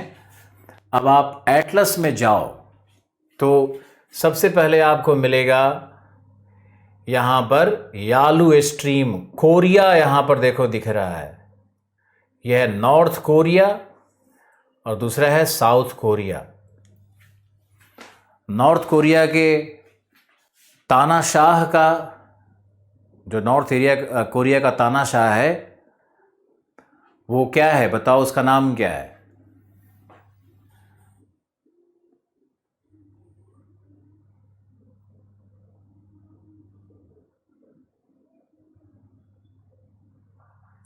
तलाश जारी है, आप बताओ।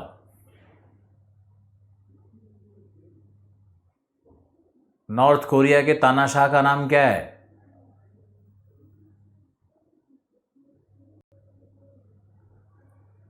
पॉल्यूशन भी पॉपुलेशन से ही होता है। इतना जो पॉल्यूशन हो रहा है, किम जोंग, दोनों बॉयज या गर्ल हो तब भी वहीं बंद कर दीजिए, 2 से ज्यादा संतान नहीं चाहिए। किम जोंग, चलो okay, very good. Kim Jong के फूफा का नाम क्या था जिसको इसने कुत्तों को खिला दिया? अगर बताओ तो मान जाए। यहां पर देखो, यहां पर है यालू स्ट्रीम। पहला फैक्ट लिखो नोटबुक में, लिखो Yalu stream.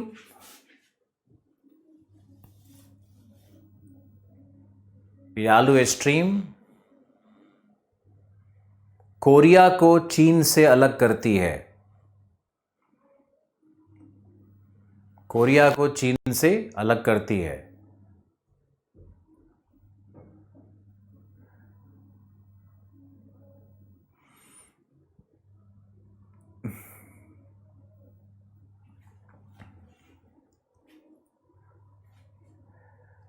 Yalu stream Korea को चीन से अलग करती है। फिर लिखो 38 डिग्री का अक्षांश।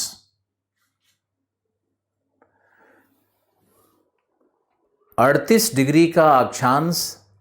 ओके आतिश, आपका स्वागत है। 38 डिग्री का अक्षांश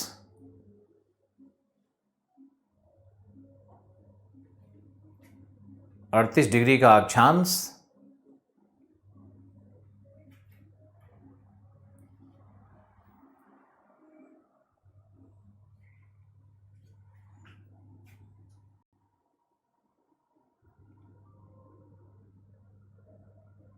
उत्तरी एवं दक्षिण कोरिया को अलग करता है।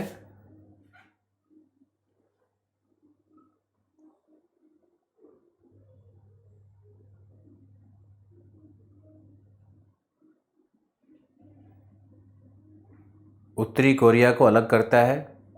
अरे फूफा का नाम तो मैंने ऐसे ही बस मजाक में बोल दिया, आप लिखो। यालू स्ट्रीम को देखो, कितने लोगों को एटलस में यालू स्ट्रीम मिला, कितने लोगों ने 38 डिग्री अक्षांश को ढूंढा। एटलस निकाला हुआ है आपने, उसमें देखो।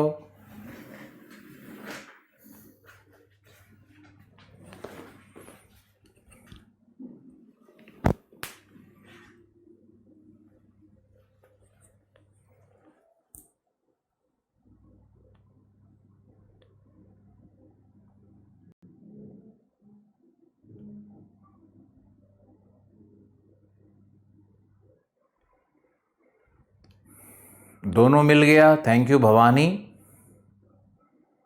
यालू स्ट्रीम और 38 डिग्री दोनों मिल गया। अब दोनों कोरिया के राजधानी को देखो।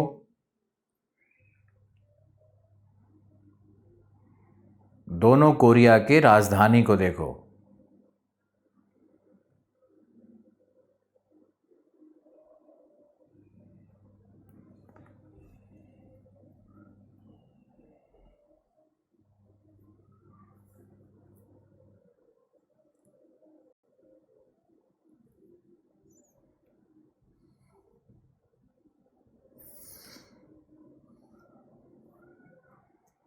मिल गया राजधानी।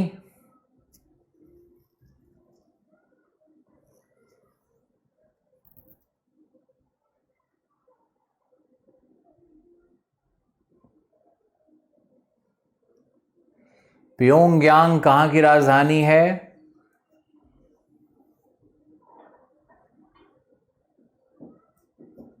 सियोल कहाँ की राजधानी है? जो नए लोग हो वो आज से शुरू कर सकते हो, नया टॉपिक शुरू हो रहा है। तो सबसे पहले कोरिया की राजधानियों को देखना है। अब ये बताओ, कोरिया के अंदर कौन सा सागर है? ये सी ऑफ जापान है, ये ईस्ट चाइना सी है। अंदर में कौन सा है? यहां पर देखो कौन सा है, यहां पर होगा, हम लिख देते हैं, यहां पे लिखा नहीं हमारे पास। पोहाई, या इसी को कहते हैं Bohai, gulf of Bohai. Bohai कह लो, पोहाई कह लो, एक ही बात है। यहां पे क्या लिखा है? उसके बाद बाहर आओगे तो यह है तुम्हारा येलो सी, यह है तुम्हारा येलो सी। यहां पे आओगे तो ईस्ट चाइना सी, यह ईस्ट चाइना सी। और इसके नीचे आओगे तो यहां पर है साउथ चाइना सी।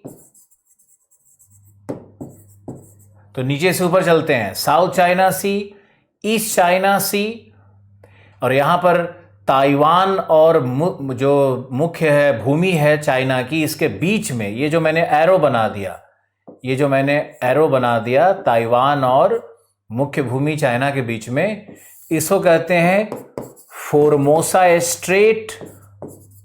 फोर्मोसा की जल संधि, फोर्मोसा पुराना नाम है, अब इसी का नाम ताइवान की जल संधि भी रख दिया गया है।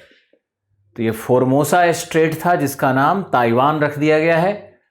तो साउथ चाइना सी, ताइवान स्ट्रेट, ईस्ट चाइना सी, येलो सी, बोहाई, ऊपर जाओगे तो ईस्ट जापान सी, ये जापान सी है। यहां पे JAPAN, ये जापान सी है हमारा। और ऊपर ऊपर से चलते चले जाओगे तो हम बाद में देखेंगे, ये जो आइलैंड दिख रहा है ना, ये सखालिन आइलैंड है, ये सखालिन आइलैंड है, सी ऑफ ओखोत्स्क है। और ये जो लटक रहा है ये है कमचटका। कमचटका पेनिनसुला यहां पर है, सखालिन यहां पर है, लेकिन ये सब हम लोग रूस में देखेंगे। ओके, येलो सी, बोहाई,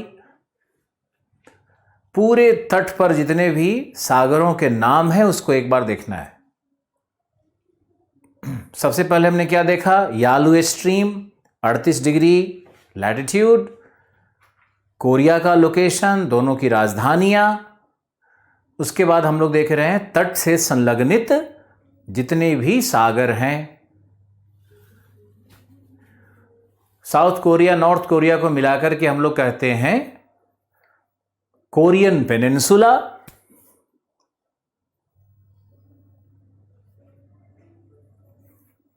इंग्लिश वाली एटलस ज्यादा अच्छी है। विशाल गंगवार, बिल्कुल आ रहा है तुम्हारा कमेंट।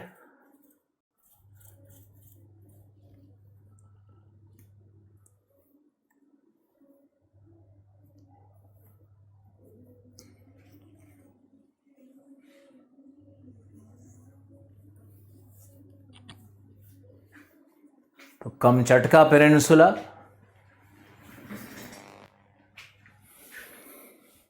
सखालिन आइलैंड, दोनों के बीच में सी ऑफ ओखोत्स्क, उसके नीचे है जापान सी। फिर से दिखा देते हैं तुमको, ओखोत्स्क सी, जापान सी, बोहाई, यहां से बोहाई, यह है येलो सी। येलो सी क्यों कहते हैं बताया जाएगा। यह है ईस्ट चाइना सी, ईस्ट चाइना सी, साउथ चाइना सी। इधर आओगे तो ये तो फिलीपीन सी था ही।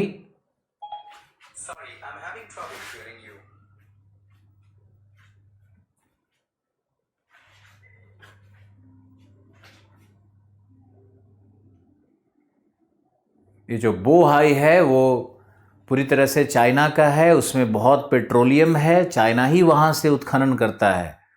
अभी धीरे धीरे हम लोग सब करेंगे। बोहाई की सीमा कोरिया से बिल्कुल नहीं लग रही है।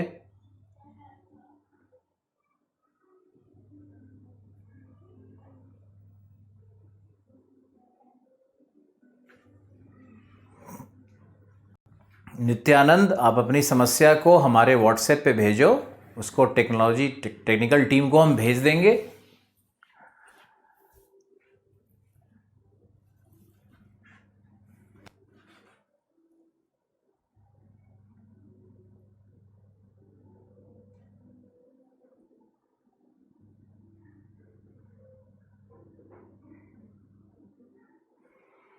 अब चलते हैं हम लोग चाइना, और चाइना का टाइटल बनाओ, टाइटल बनाओ।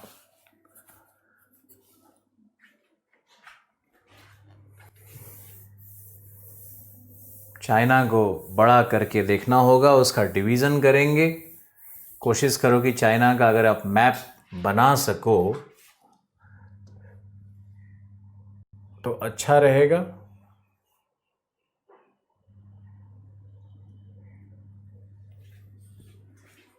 ये मैंने चाइना का मैप बड़ा कर दिया।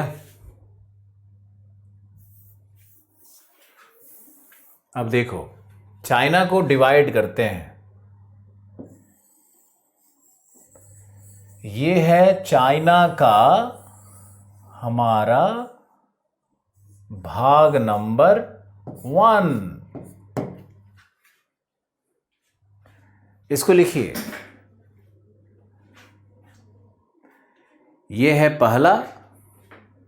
लिखिए, चाइना को जानना सबसे डिफिकल्ट काम है, चाइना को पढ़ना सबसे बड़ा चैलेंज है।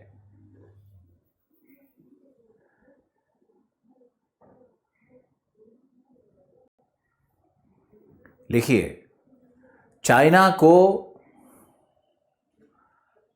का विभाजन, उसका पहला विभाजन लिखो, उत्तर पूर्वी चाइना।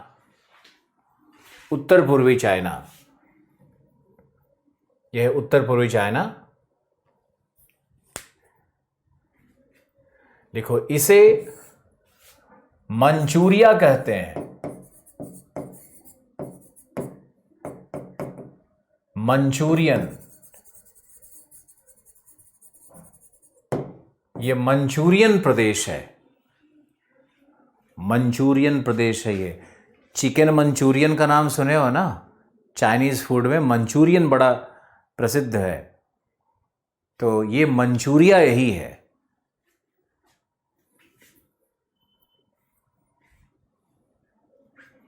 तो ये मंचूरिया प्रदेश में आपको लिखना है कि मंचूरिया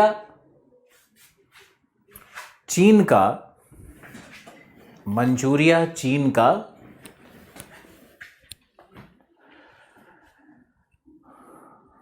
घास का मैदान है।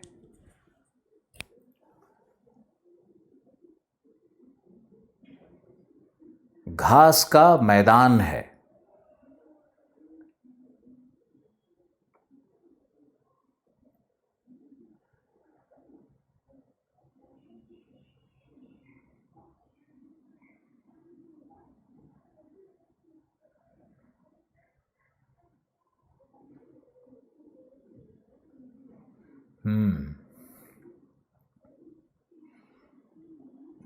जैन लोग वैसे भी बहुत खाने पीने के शौकीन होते हैं।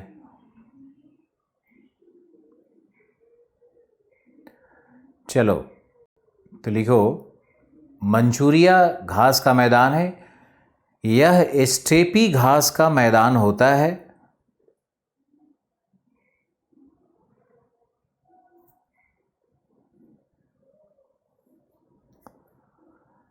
यह स्टेपी घास का मैदान होता है, छोटे घास होते हैं यहाँ पे।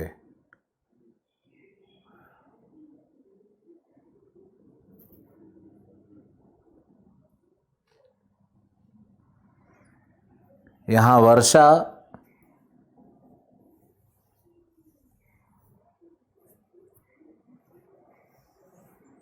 40 से 60 सेंटीमीटर तक प्राप्त होती है।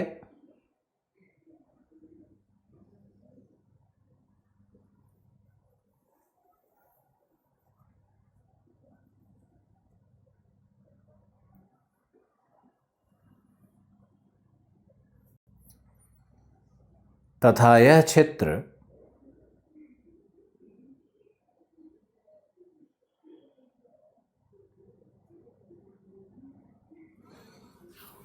प्राचीन पर्वत श्रृंखलाओं से घिरा है।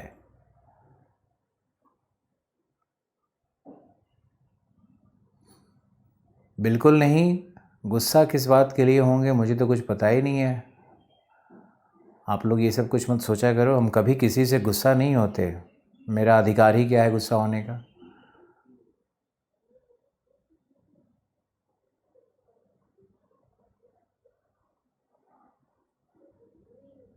चलो लिखो,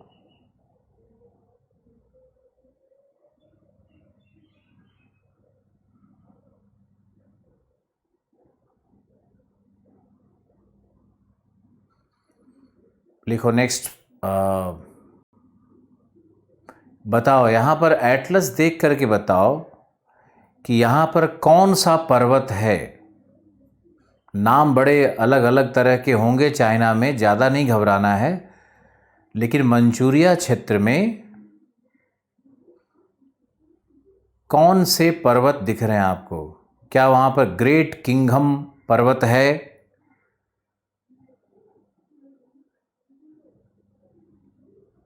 मंचूरिया क्षेत्र में उत्तर पूर्वी चीन में क्या कोई पर्वत दिखा?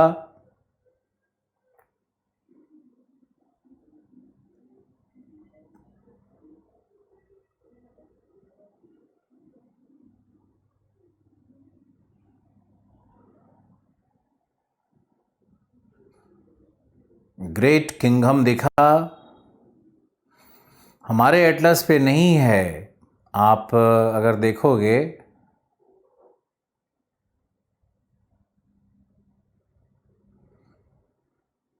तो हमारा एटलस जो है ना वो सिर्फ ऐसे ही आउटर लाइन है। हम तो आपको अपनी प्रज्ञा से पढ़ा रहे हैं। किंगडम दिख गया, बहुत लोगों को दिख गया, वेरी गुड। प्राचीन पर्वत है, 300 मिलियन वर्ष पुराना पर्वत है। लिख लो वहाँ पे 300 मिलियन वर्ष पुराना पर्वत है। The great kingdom mountains Manchuria में है।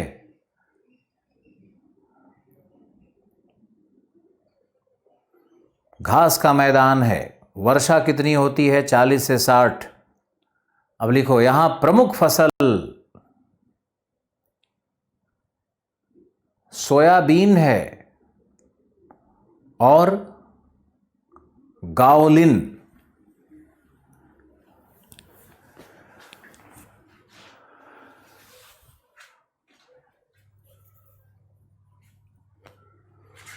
यहां पर जो फसल है उसको बोलते हैं गाओलिन। गाओलिन एक तरह का चारा कृषि है। तुमको चाइना में एक्सपर्ट बना देते हैं। गाओलिन यहां का चारा कृषि है। और यहां पर होता है सोयाबीन। सोयाबीन एक फसल है और गाओलिन है। घर में आप ऐसे ही मैप बना के उसका डिवीज़न करके पढ़ोगे, याद रखोगे तो बहुत काम आएगा।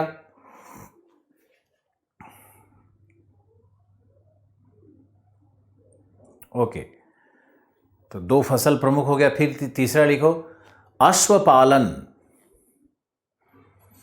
अश्वपालन, मंगोलिया का जो घोड़ा था ना, वही युद्ध जीतता था। मंगोल उस घोड़े के कारण युद्ध जीतते थे। मंगोल तो एक छोटा सा होता है, एक थप्पड़ खींच के मार दो तो मंगोल लुढ़क जाए, लेकिन फुर्तीले बहुत होते थे और घोड़ा पे और ब्रूटल, बहुत कसाई जैसा इनका व्यवहार होता था।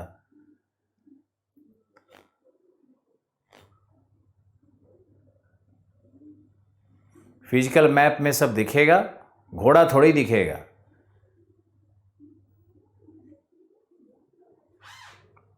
ओके, एटलस में ध्यान से देखो और लिखते भी रहो। पहला क्षेत्र मंचूरिया, उसके विषय में बताया जा रहा है। एक रूस की सीमा के पास जाओगे तो वहां सिखोटे पर्वत होगा। क्या सिखोटे पर्वत है?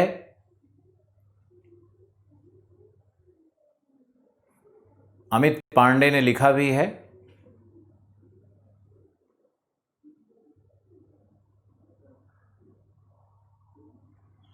क्या सिखोटे पर्वत दिखता है?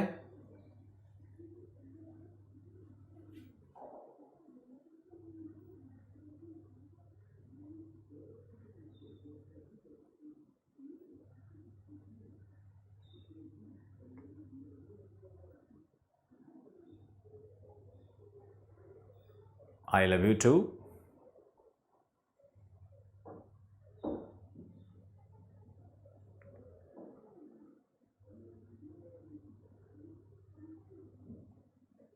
सिखोटे नहीं मिला, ब्लैक स्वान में है। नहीं मिलता है, कोई बात नहीं है। जहीर, जहीर को मिल गया।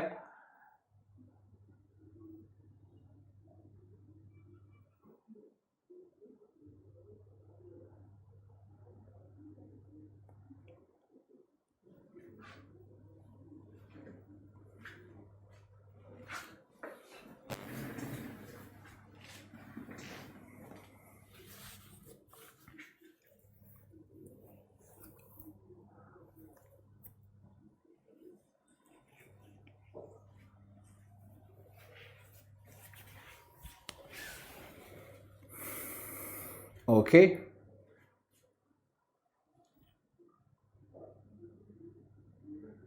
सिखोटे नहीं दिखता है, कोई बात नहीं है। मंगोल घोड़े का खून पीते थे। बिल्कुल सही शंभू, खतरनाक होते थे मंगोल बहुत।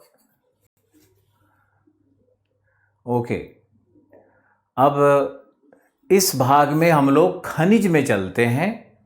प्लीज लिखो, लिखो मंचूरिया का भाग लिखो। लिखो यह क्षेत्र उत्तर पूर्वी चीन, यानी यह क्षेत्र विशेषकर दक्षिण मंचूरिया, लिखते रहो, विशेषकर दक्षिण मंचूरिया, साउदर्न मंचूरिया,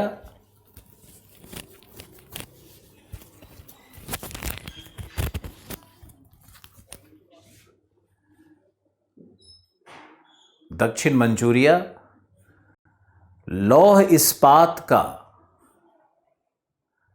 चीन का सबसे बड़ा केंद्र है लौह इस्पात का। चीन का सबसे बड़ा केंद्र है।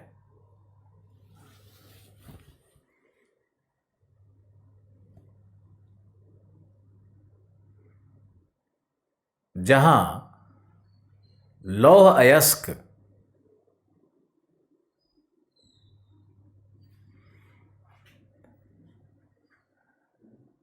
जहां लौह अयस्क आन शान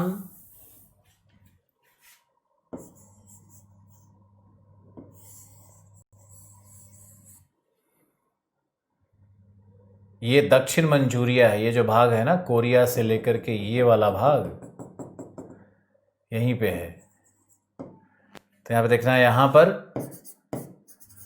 आन शान शानयान फूशून, यहां पे 3 शहरों को देखो। दक्षिणी भाग में देखना है, यहां नीचे वाले भाग में देखना है, ये भाग में आनशान शानयान फूशून। आनशान शानयान फूशून ये 3 लौह उत्खनन केंद्र भी हैं, लौह इस्पात के केंद्र भी हैं।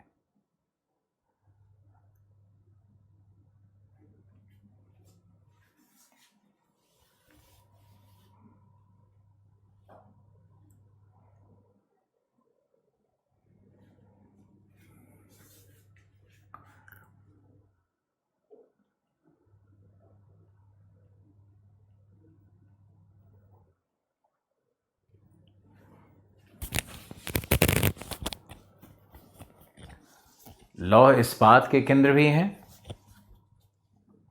आ रहा है शुभम, बिल्कुल आ रहा है।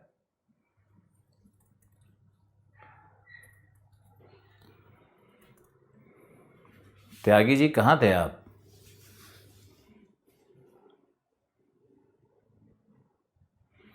तो लौह इस्पात का केंद्र है, जिनका विकास जापान के द्वारा किया गया, जिनका विकास जापान के द्वारा किया गया।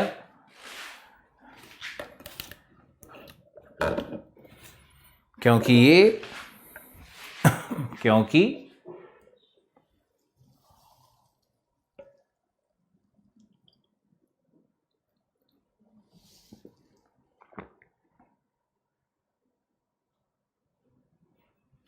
क्या ये तीनों मिला, तीनों सिटी मिला आपको? क्योंकि ये जापान का उपनिवेश था।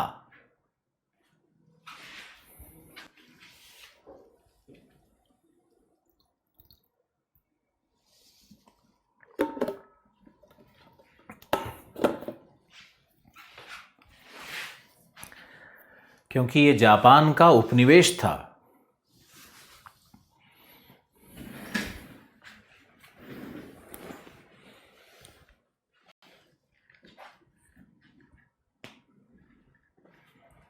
लिखो इसे,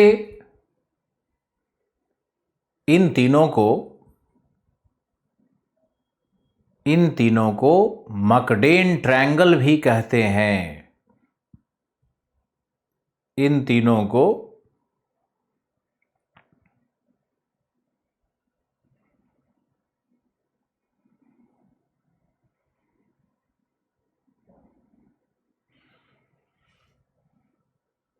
मकडेन ट्रायंगल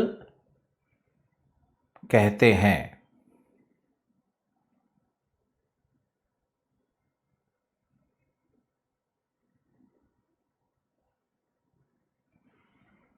MUKDEN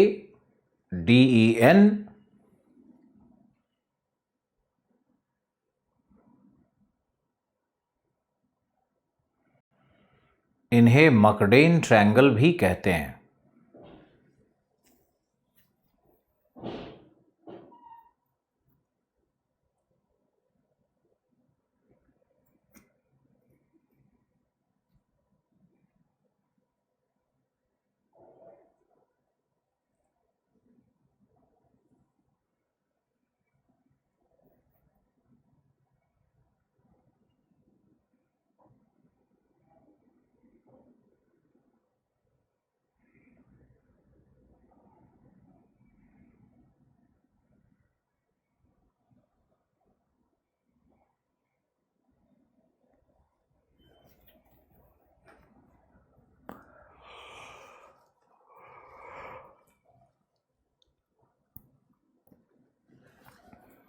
ट्रायंगल जोड़ दो ना, कोई ज़रूरी थोड़ी है कि बिल्कुल परफेक्ट ट्रायंगल बनाए।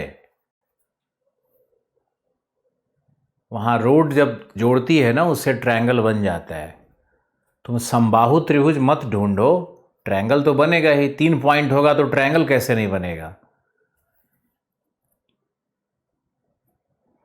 इसको मकडेन ट्रायंगल कहते हैं, जो लौह इस्पात का सबसे बड़ा उत्पादक है। और ये भाग जापान के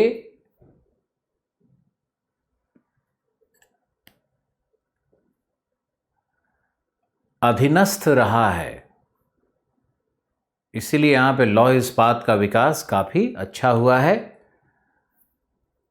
अब लिख लो, यहां कोयला, यहां कोयला,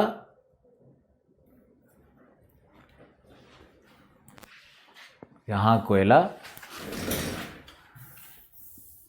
देखो, चाइना के इस भाग में कोयला है, इसको बोलते हैं सांगशी सेंगशी। सांगशी सेंगशी प्रोविंस से यहां कोयला जाता है, और लोहा यहां पर पहले से ही है।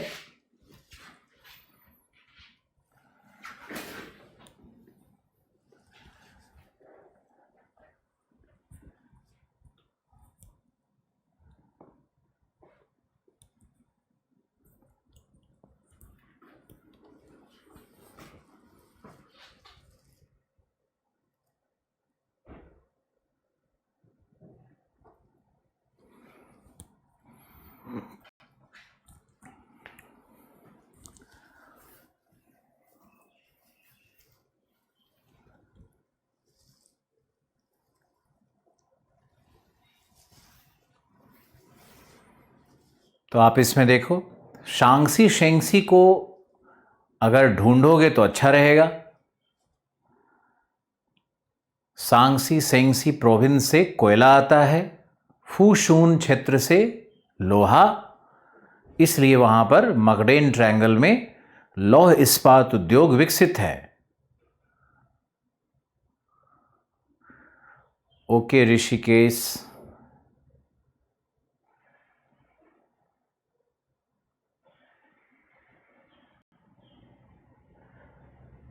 अगर आपको एक भी मिल जाता है ना, शांगसी भी मिल जाता है, तब भी बहुत अच्छा है। Thank you Rishikesh.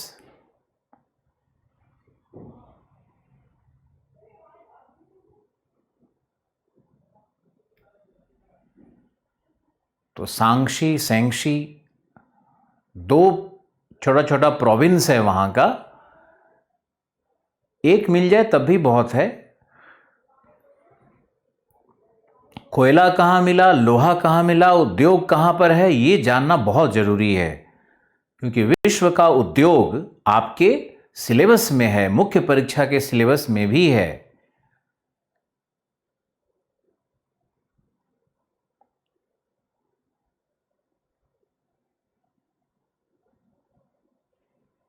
ओके,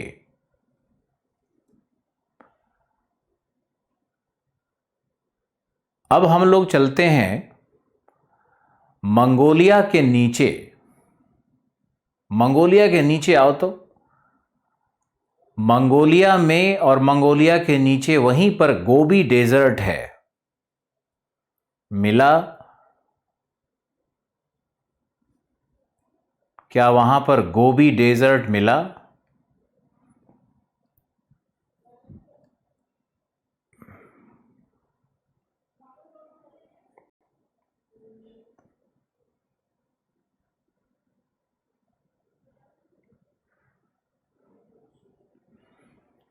कोयला लोहा बता दिया, अब गोबी डेजर्ट देखो।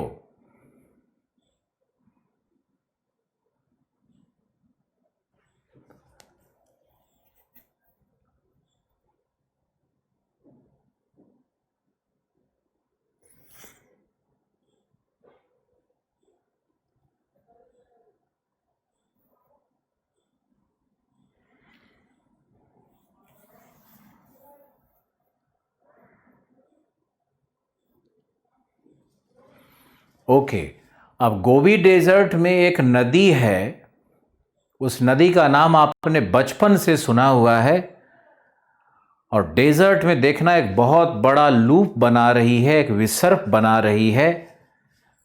आप उस नदी का नाम बताओ। The yellow river of China.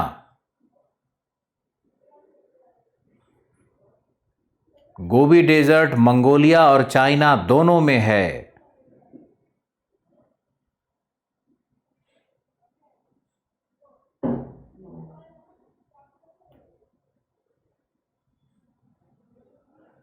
नदी कौन सी है? गागसुन गलत। उस नदी को देखोगे तो बहुत बड़ा लूप बना रही है। नानशान गलत।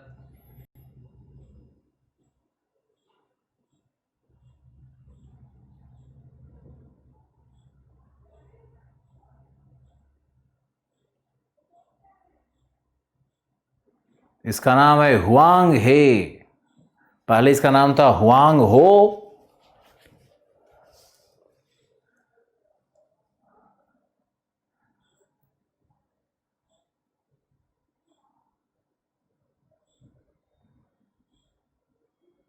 हुआंग हे, हुआंग हो लिखा है।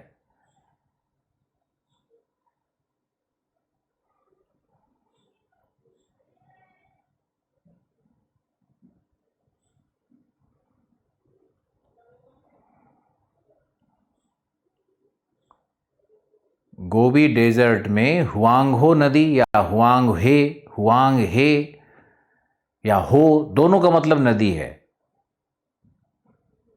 ये यांगजी कहाँ चले गए नीचे यार? मंगोलिया के जस्ट नीचे एक नदी है जिसे बहुत बड़ा लूप बना रही है। आप सुन ही नहीं रहे हो आप लोग? ये जो नदी यहाँ पर है, ये इस तरह से लूप भी बना रही है बहुत बड़ा, और यहाँ जा रही है, येलो रिवर में जा रही है। इस लूप को देखो, ये लूप मंगोलिया में नहीं है, नीचे ही है।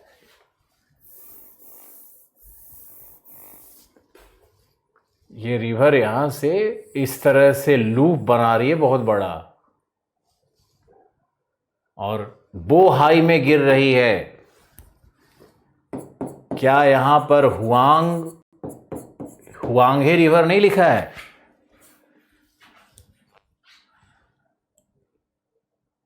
इसको कहते थे चीन का शोक।